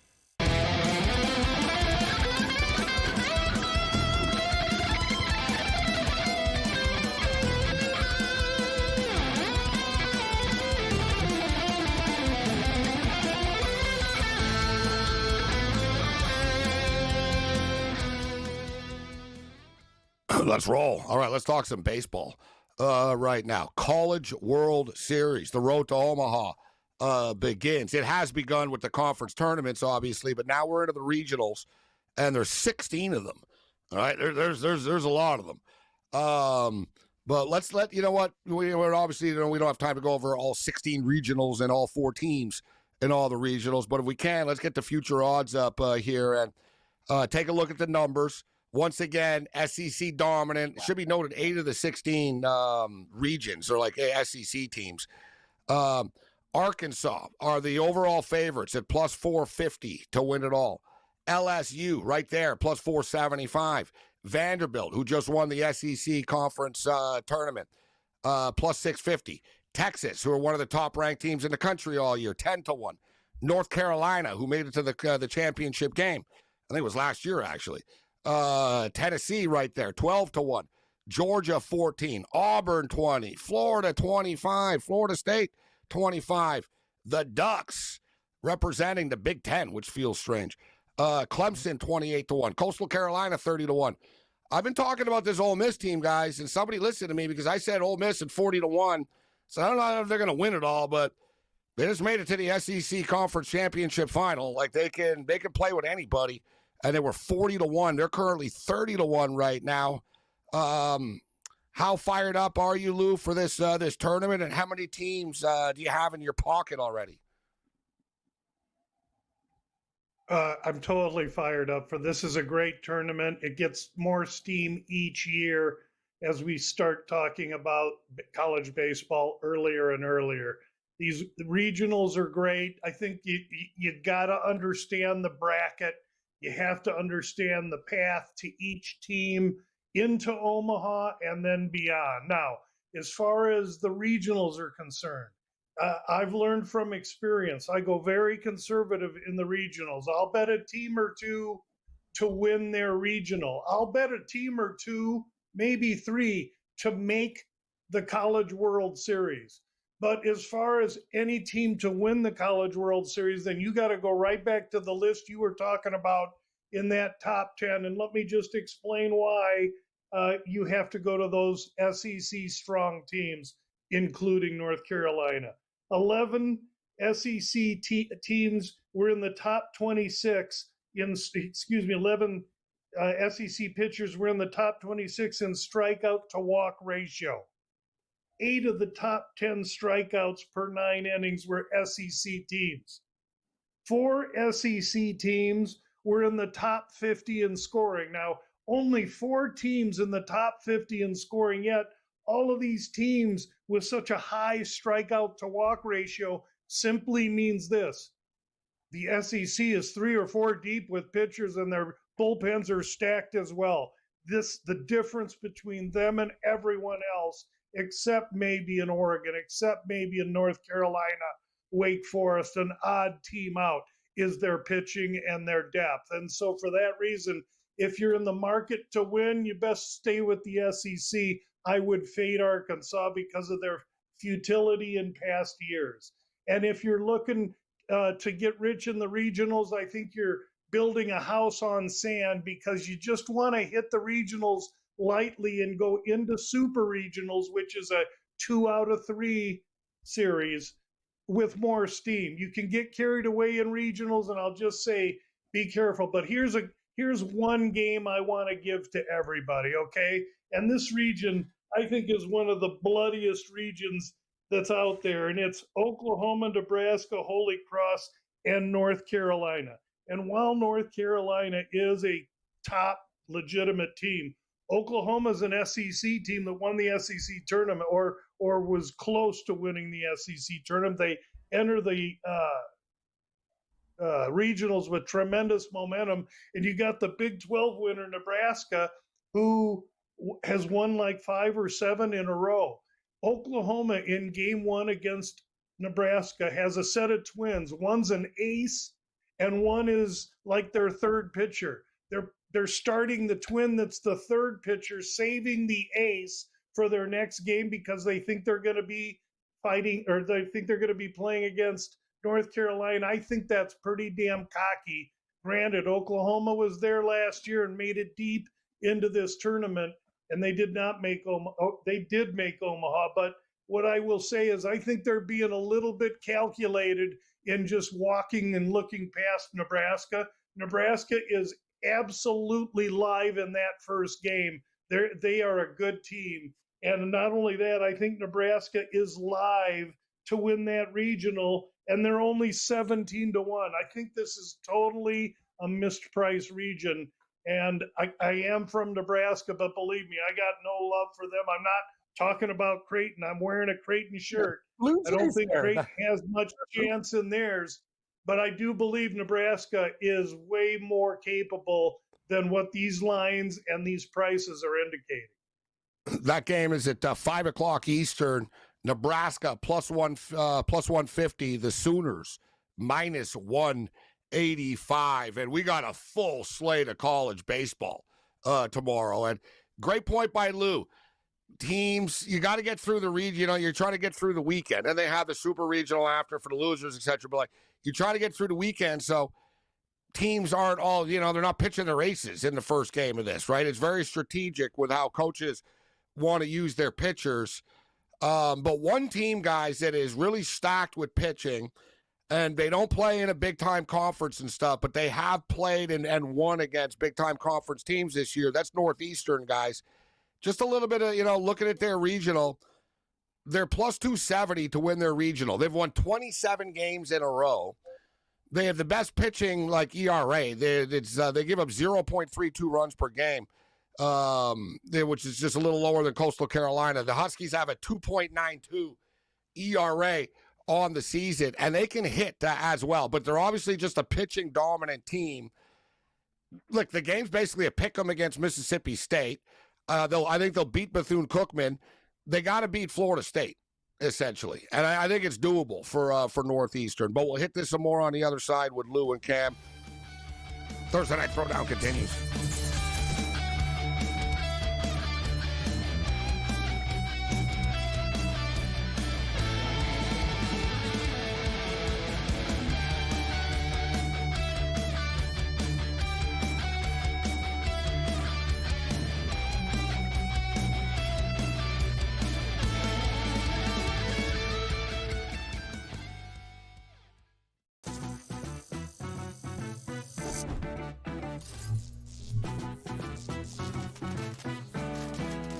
Did you know sportsbooks tend to draw up tighter bet lines for events that get even more bettors, like championship games or major matchups? My tip, try betting on less popular sports. You might have a better shot at beating those odds. Now, go get lucky.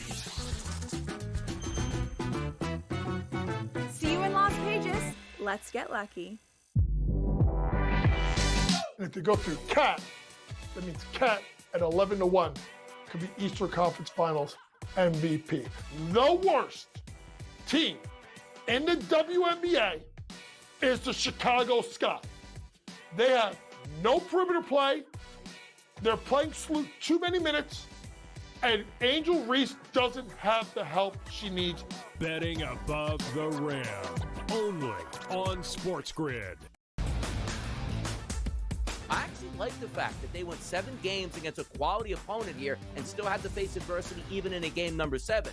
How are we setting up this next series with a rested Minnesota Timberwolves team taking on OKC fresh from the fight here? They had an extremely, maybe it's just too strong a statement to say, easier pathway than people thought, particularly because of their size. The early line. Only on SportsGrid.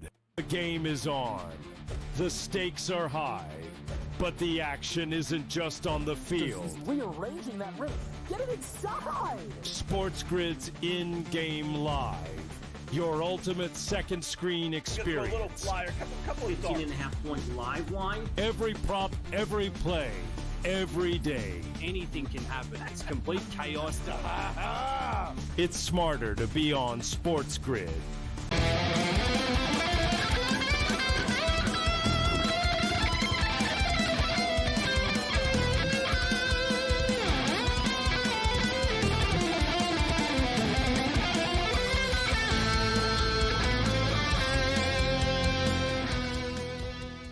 We could talk for hours about all these great baseball teams like LSU.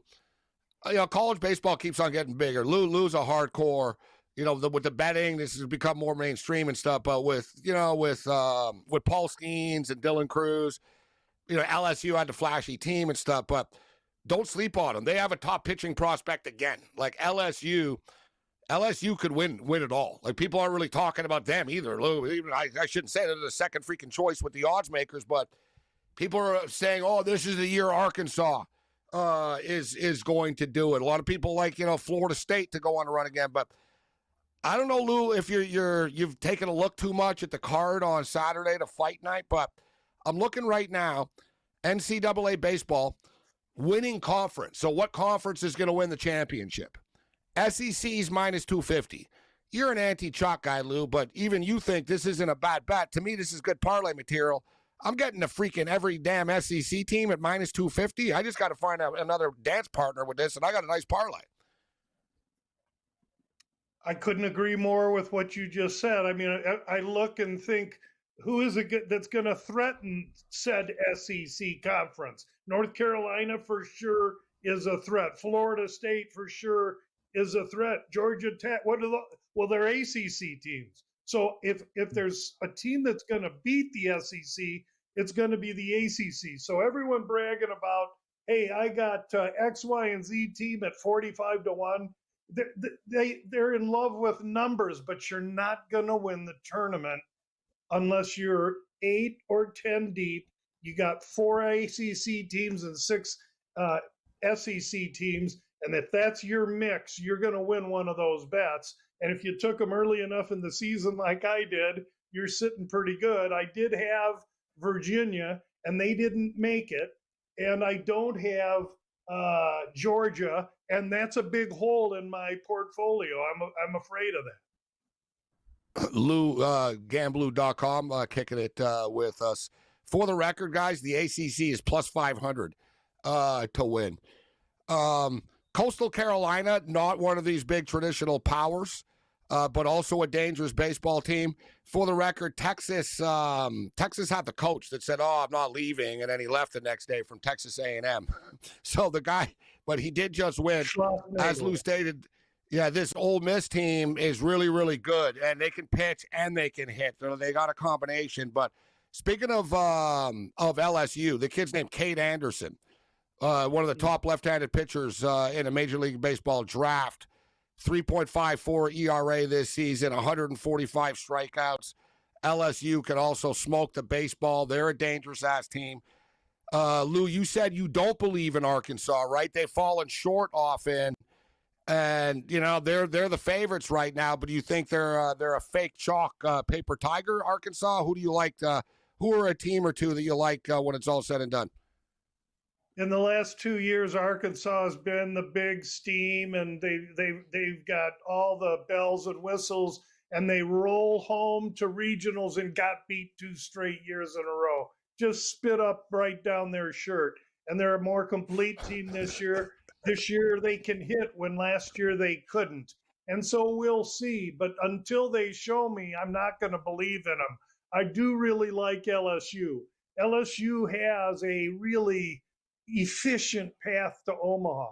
When LSU doesn't go to the College World Series, half of the crowd is from Baton Rouge. Those cities are very, very similar. The people are similar.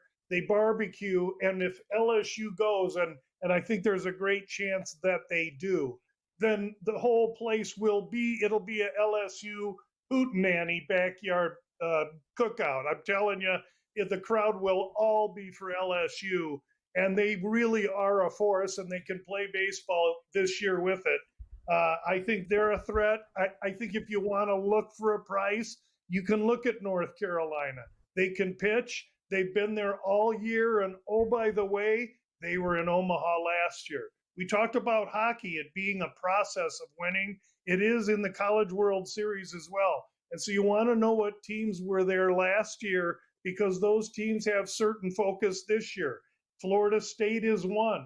I'm high on Florida State because of that as well. Lou, we've only got 30 seconds here, so I'll ask you quickly. You're in Arizona. No love for any of the West Coast teams. Arizona are in this, but what about the Oregon Ducks? They're the highest priced West Coast team, even though they're from the Big Ten. But the Ducks are 25-1. No love for UCLA or Oregon or any of these teams? My school, Arizona's in it, but they drew a team that beat UC Irvine in the tournament, Cal Poly. Cal Poly for a price. Look for them. Cal Poly, slow.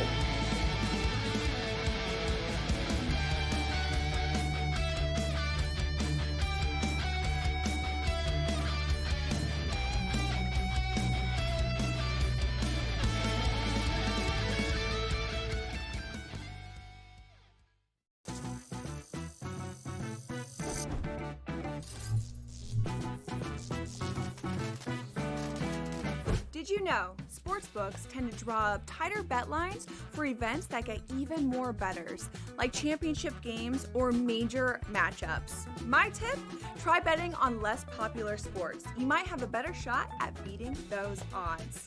Now, go get lucky. See you in Las Vegas. Let's get lucky. And if you go through CAT, that means CAT at 11-1 could be Eastern Conference Finals MVP. The worst team in the WNBA is the Chicago Sky. They have no perimeter play. They're playing too many minutes. And Angel Reese doesn't have the help she needs. Betting above the rim. Only on SportsGrid. I actually like the fact that they went 7 games against a quality opponent here and still had to face adversity even in a game number 7. How are we setting up this next series with a rested Minnesota Timberwolves team taking on OKC fresh from the fight here? They had an extremely, maybe it's just too strong of a statement to say, easier pathway than people thought, particularly because of their size. The early line.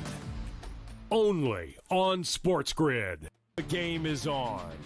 The stakes are high, but the action isn't just on the field. He's rearranging that roof. Get it inside! SportsGrid's in-game live. Your ultimate second screen experience. Just a little flyer, couple 18.5-point live line. Every prop, every play, every day. Anything can happen. It's complete chaos. It's smarter to be on SportsGrid.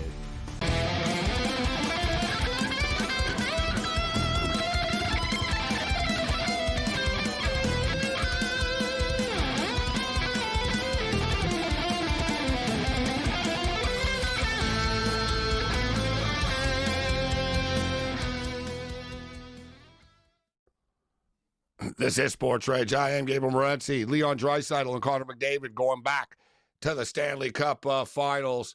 Draisaitl and McDavid, 18 combined points in this series. They're just a force that won't be denied right now. But the Florida Panthers are unbelievable as well. So it's like the unstoppable object versus the immovable one or whatever. That's basically what we've got going on here right now. And oh, boy, I'm not a fan of seeing these goals being scored right now in Abbotsford, British Columbia, AHL hockey for the hardcore degens. We got a 2-2 hockey game. Texas Stars and the Abbotsford Canucks semifinal action in the American Hockey League, AHL. So we got a 2-2 game, a little under 5 minutes remaining in the second period. Abbotsford are minus 115. Total 6.5 to the over, minus 165. So it's shaded to the over. I need this game to slow down and get into the third period at 2-2. Let's bring in Mick Aussie. The party continues in Edmonton. Look at Mick's hoodie. Look at that. Edmonton Oilers. You're on the bandwagon finally, Mick. Huh? You're ready to go. Stanley Cup Finals. Yeah, look, I even got Connor McDavid got his mouth guard hanging out now, so that'd be even so much better, wouldn't they, if they got rid of that little problem? But yeah, it's great, mate. Very happy for the people of Edmonton. They go crazy here, mate. And check this out. This lady I'm friends with, she's a professional chiropractor. Her tickets went up from 280. They went up 6 times, so it's going to be around about 1,800 for a ticket for the Stanley Cup. I mean, that's just craziness, mate. That's criminal. I know the Oilers are super greedy when it comes to that. They pinch people. What's the owner? Katz there. He really squeezes people. He knows. What are they going to do? They got nothing else. Like he knows. You guys love the Oilers. You're going to pay anyways, right? Like so, that is excessive, man. Like holy, there's got to be a point too. At some point, like I said, I brought up the McAfee stuff earlier, and Ben Stiller said to McAfee, show some balls and come to New York. Like I went to Indianapolis. And McAfee said today, I would, but I'm not paying $70,000 to sit courtside. That's what it cost at MSG tonight. Wow. He goes, it was $70,000. The sports prices are insane. That's why I went to a bunch of events recently last year, like the World Series, the Rose Bowl, kind of knowing it's getting to the point where I'm not going to do it.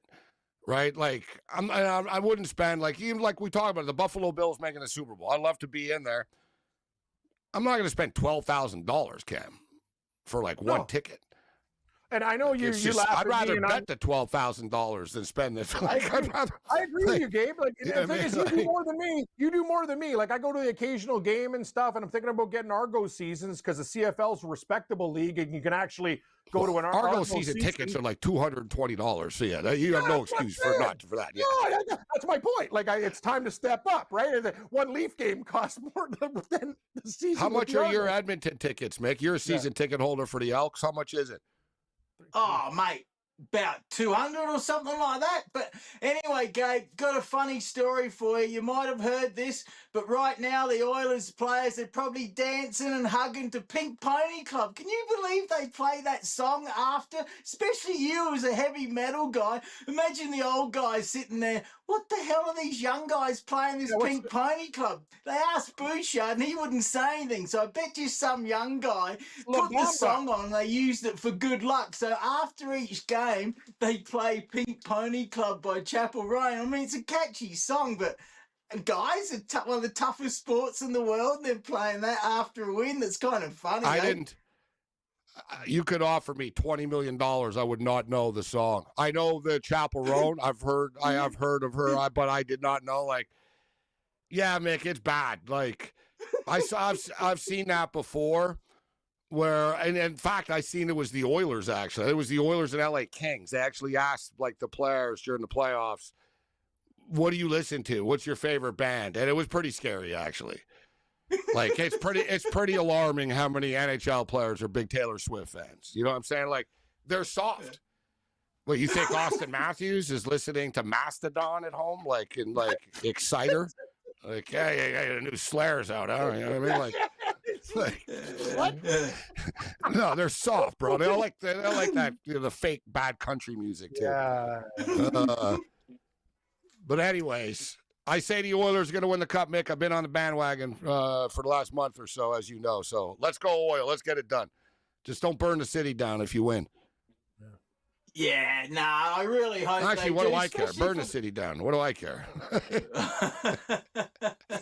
Not like, well, what they did in your city, Vancouver. That was craziness. Mate of mine in Australia texted me, said, I watched this documentary on that. I said, yeah, mate, it was nuts. But it's mostly the non-hockey fans going in there to cause trouble. We know that.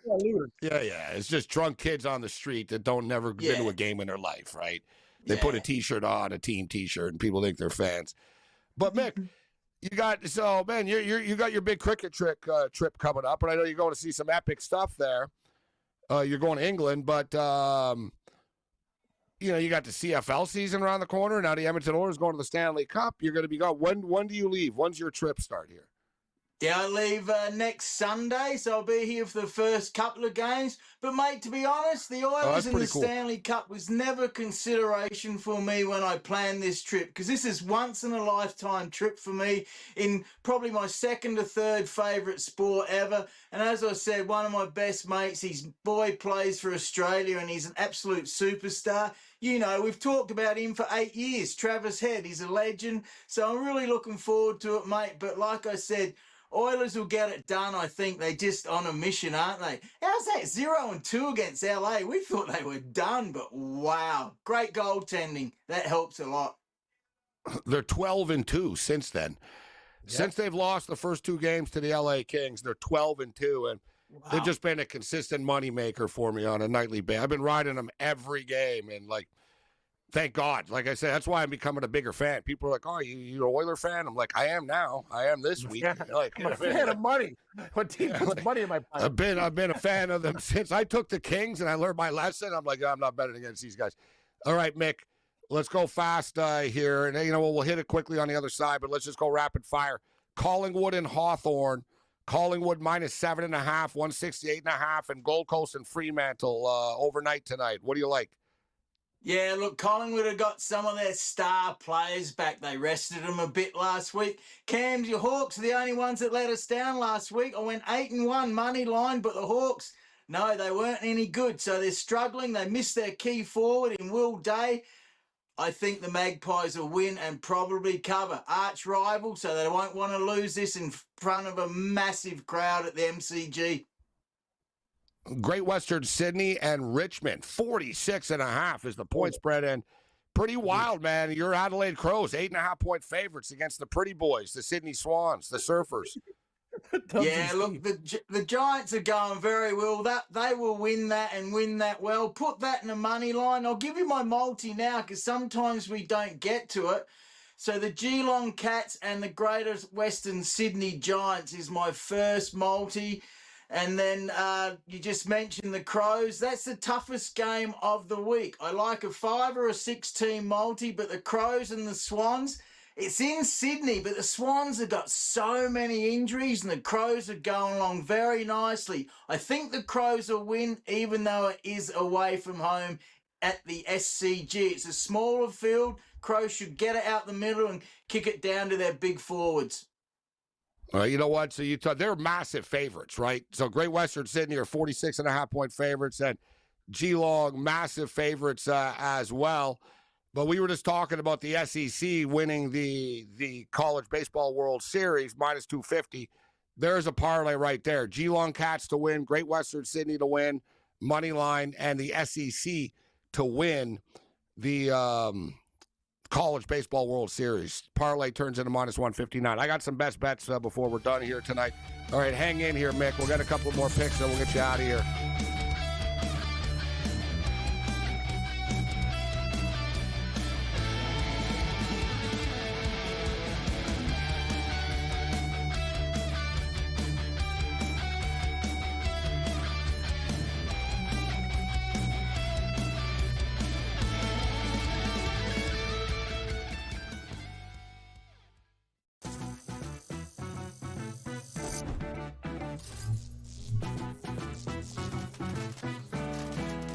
Did you know sportsbooks tend to draw up tighter bet lines for events that get even more bettors, like championship games or major matchups? My tip, try betting on less popular sports. You might have a better shot at beating those odds. Now, go get lucky. See you in Lost Pages. Let's get lucky. And if you go through CAT, that means CAT at 11-1 could be Eastern Conference Finals MVP. The worst team in the WNBA is the Chicago Sky. They have no perimeter play. They're playing too many minutes. And Angel Reese doesn't have the help she needs. Betting above the rim. Only on SportsGrid. I actually like the fact that they went 7 games against a quality opponent here and still had to face adversity even in a game number 7. How are we setting up this next series where they rested Minnesota Timberwolves team taking on OKC fresh from the fight here? They had an extremely, maybe it's just too strong a statement to say, easier pathway than people thought, particularly because of their size. The early line. Only on SportsGrid. The game is on. The stakes are high, but the action isn't just on the field. He's rearranging that roof. Get it inside! SportsGrid's in-game live. Your ultimate second screen experience. A little flyer, couple 15.5-point live line. Every prop, every play, every day. Anything can happen. It's complete chaos. It's smarter to be on SportsGrid.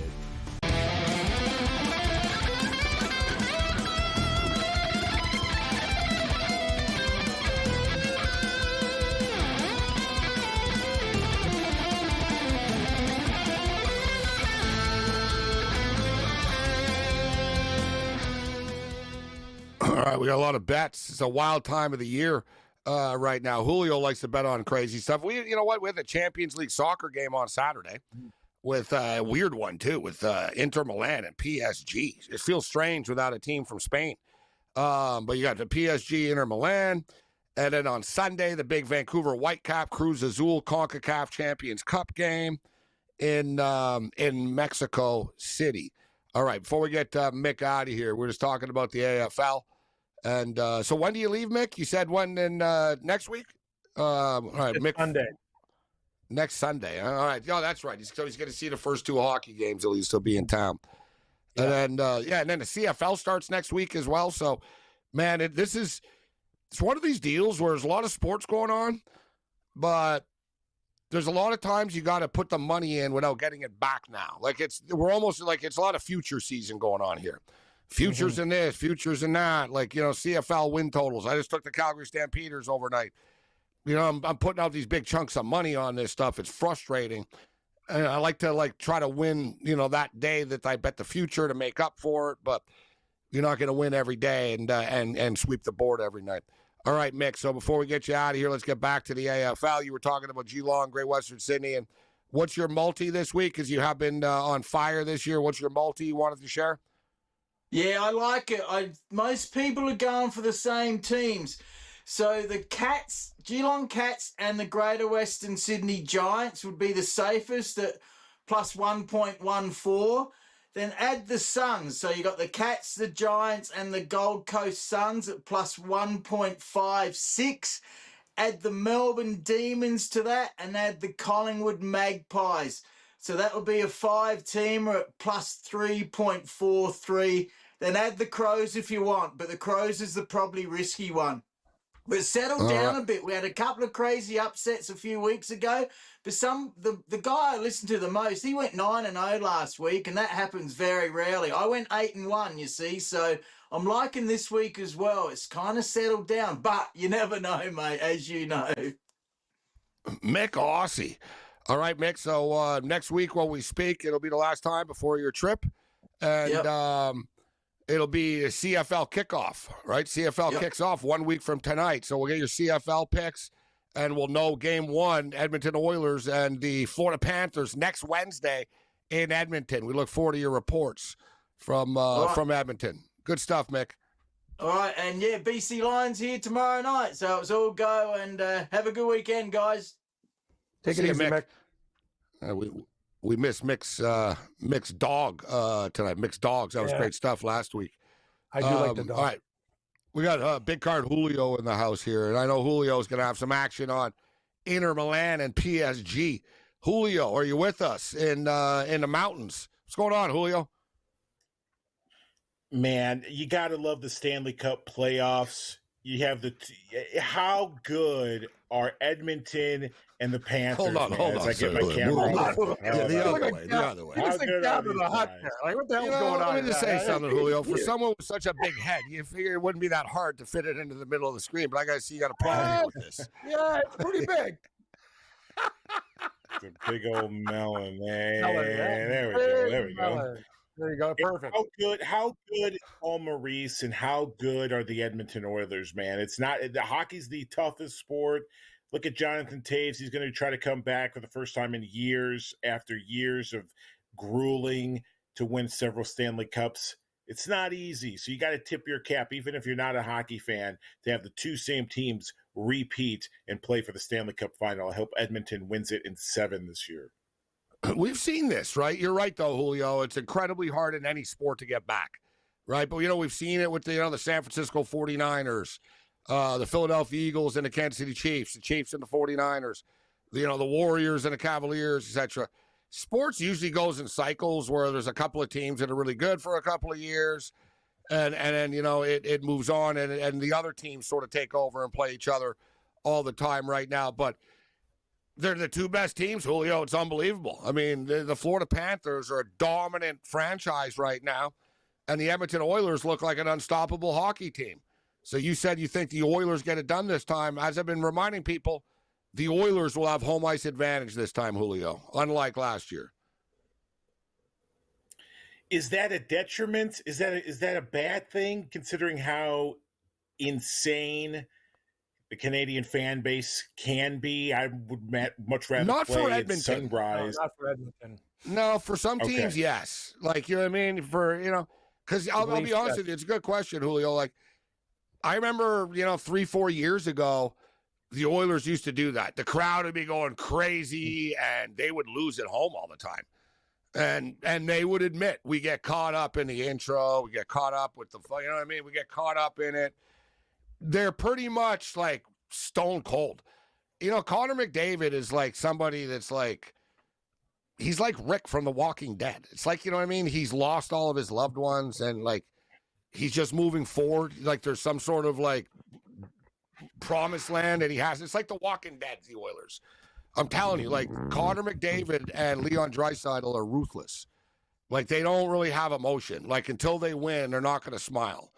Right? Like they're really, really, really on a mission here. It's going to be a hell of a series. But who are you taking, Julio, in PSG and the Inter game? I think this is the year the Middle Eastern money pays off for Paris Saint-Germain. So give me PSG in 90 minutes plus 120. And it's probably a better price to lift the trophy, minus 163 if you want to lay the juice. But I'm going to take PSG in 90 to win. Defensively, they've been outstanding this year with their head coach, Luis Enrique. And I think they get it done. I'm looking at the 2.5. I'm probably going to bet the under 2.5. Inter Milan have just been so good.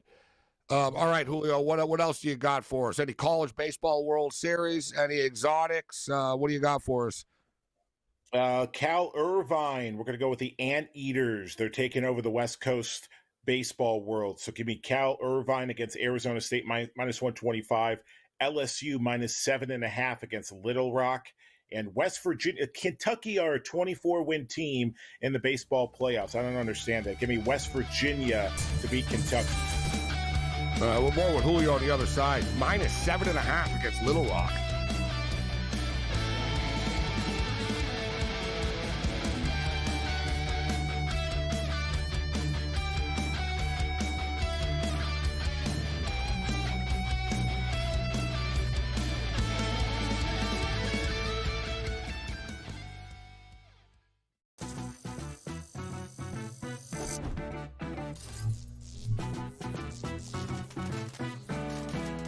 Did you know sportsbooks tend to draw up tighter bet lines for events that get even more bettors, like championship games or major matchups? My tip, try betting on less popular sports. You might have a better shot at beating those odds.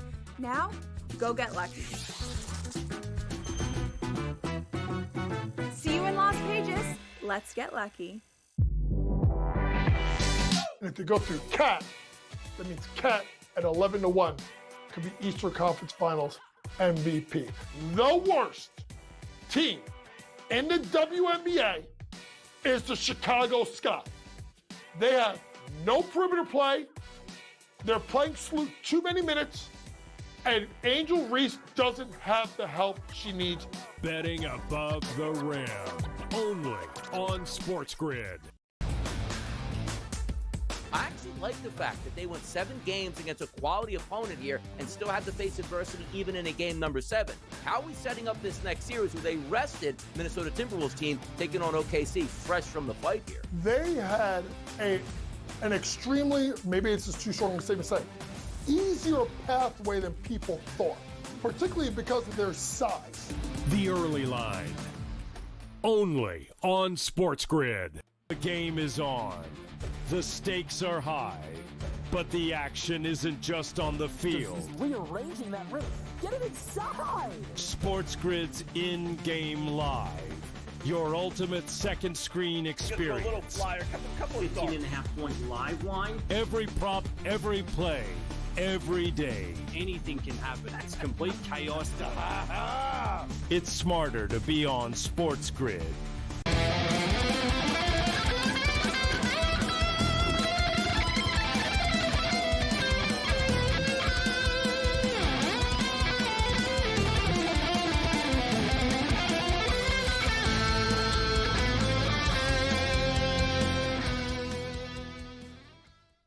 All right, we'll get more Julio's picks. We'll see what Cam likes if we can, Tommy. I've got some baseball bets, some regional parlays that we're going to put together here.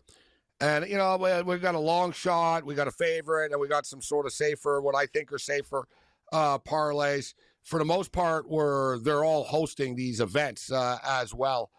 All right, so let's go with let's start off with Vanderbilt. Listen, Vanderbilt just won the SEC championship. I actually think Vanderbilt could win it all. I know it's easy to say this, right? Oh, they just won the SEC, but they're like plus 650. I'd rather Vanderbilt plus 650 than Arkansas plus 450. But Give me Vanderbilt to get out to win their region, and the North Carolina Tar Heels, who were in the championship last year, to win their region. Parlayed, -150. Give me the Texas Longhorns and the LSU Tigers parlayed, both to win their regions. -148.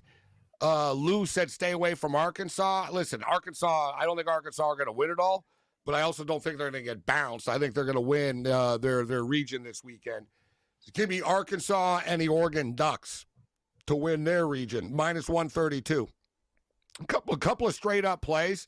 Ole Miss really are in a tough group, but that's why they're -105 only, right? You know, there's a lot of big favorites here. So Ole Miss are -105. They got to play Georgia Tech, Western Kentucky. You know, they're not in an easy group and region, but they are hosting it, and they just made it to the SEC Conference Championship. They're a smoking hot team right now, Ole Miss. Northeastern, a little bit of a long shot here. Northeastern +270, riding a 27-game win streak. Best pitching staff in college baseball. They're not an SEC or an ACC team, but they're a damn good team. Give me Northeastern +270 to win their region. There's some regional bets there. What else do you got for us, Julio? I'm going to roll the dice with Dallas Baptist +320 to win the Baton Rouge regional. And let's see what else from college baseball. I think that's it. I really like UC Irvine tomorrow against Arizona State. As I mentioned, PSG, and going to start exploring the college football futures game. 'Tis the season. Cam, what do you got for us tomorrow? I'm looking at the U.S. Women's Open live, and I liked what I saw out of Angel Yin at 16-1. That's going to be something that's going to make my card. I think she's like very, very good, and she's one of these women that have been in a lot of tough tournaments. U.S. Women's Open. Watch out for Angel Yin. Definitely a top 10, top 20 play, but I'll take her at 16-1 to get it done. Ben Griffin continues to roll. I left money on the table last week. It was just a random sort of. I was like, you know what? I actually think Ben Griffin could win this week, and it was pretty good odds. I left on the table. I didn't think he was going to light it up again today, but Ben Griffin's on a big run right now. Gabe, he chipped in on 18 from like the rough. He hit like 4 bombs. I'd Colin Morikawa, first-round leader, 22. He's 5 under. Griffin shot 7 under. This guy is hot as hell. Won last week, too. And know where he went to school? We talk about the College World Series, North Carolina. He's a Tar Heel. Playing really, really good golf right now, Ben Griffin. He's on fire. All right, so college baseball tomorrow. We're going to be on at 10 o'clock Eastern, but this game starts at 9 o'clock Eastern. So I'll take UC Irvine, the Anteaters, to beat Arizona State. So UC Irvine, -125. The game is basically a pick 'em. I talked about Northeastern. Northeastern play Mississippi State tomorrow. Listen, if I like Northeastern to win this group at +270, they need to win this game, point blank. Right? So it's a must-win game for them, but it's +105, and they're even on the road here. So, and it's +105. It's a toss-up. I think Northeastern's pitching will be able to get it done for them. Dallas Baptist are really, really good. They're -2.5 runs against Rhode Island. I wouldn't be surprised if they covered the 2.5. And as far as some of these bigger underdogs are concerned, I think we could have a live dog here. Listen, North Dakota State's getting 7.5 against Arkansas. No love for North Dakota State at all. Little Rock getting 7.5 against LSU. But, you know, here was the one, Houston Christian. Houston Christian against the Texas Longhorns. I'm not sure Texas should be 5.5. That one just feels a little bit high there. But as you guys can tell, there's a million games tomorrow. You got Miami, Florida, and Alabama. Alabama are really good. They're -155 favorites against Miami, Florida. So check me out on X. We'll be posting some picks, and we'll get back in the winner's circle after taking it on the chin tonight. Good stuff, Julio. We'll catch you up with you next week. Always appreciative, guys. You have a great weekend. Good luck. 2-2 Stars in Abbotsford, Cam, if you want to get in after 2 periods. Take the Canucks, -120. Other than that, you're on your own later.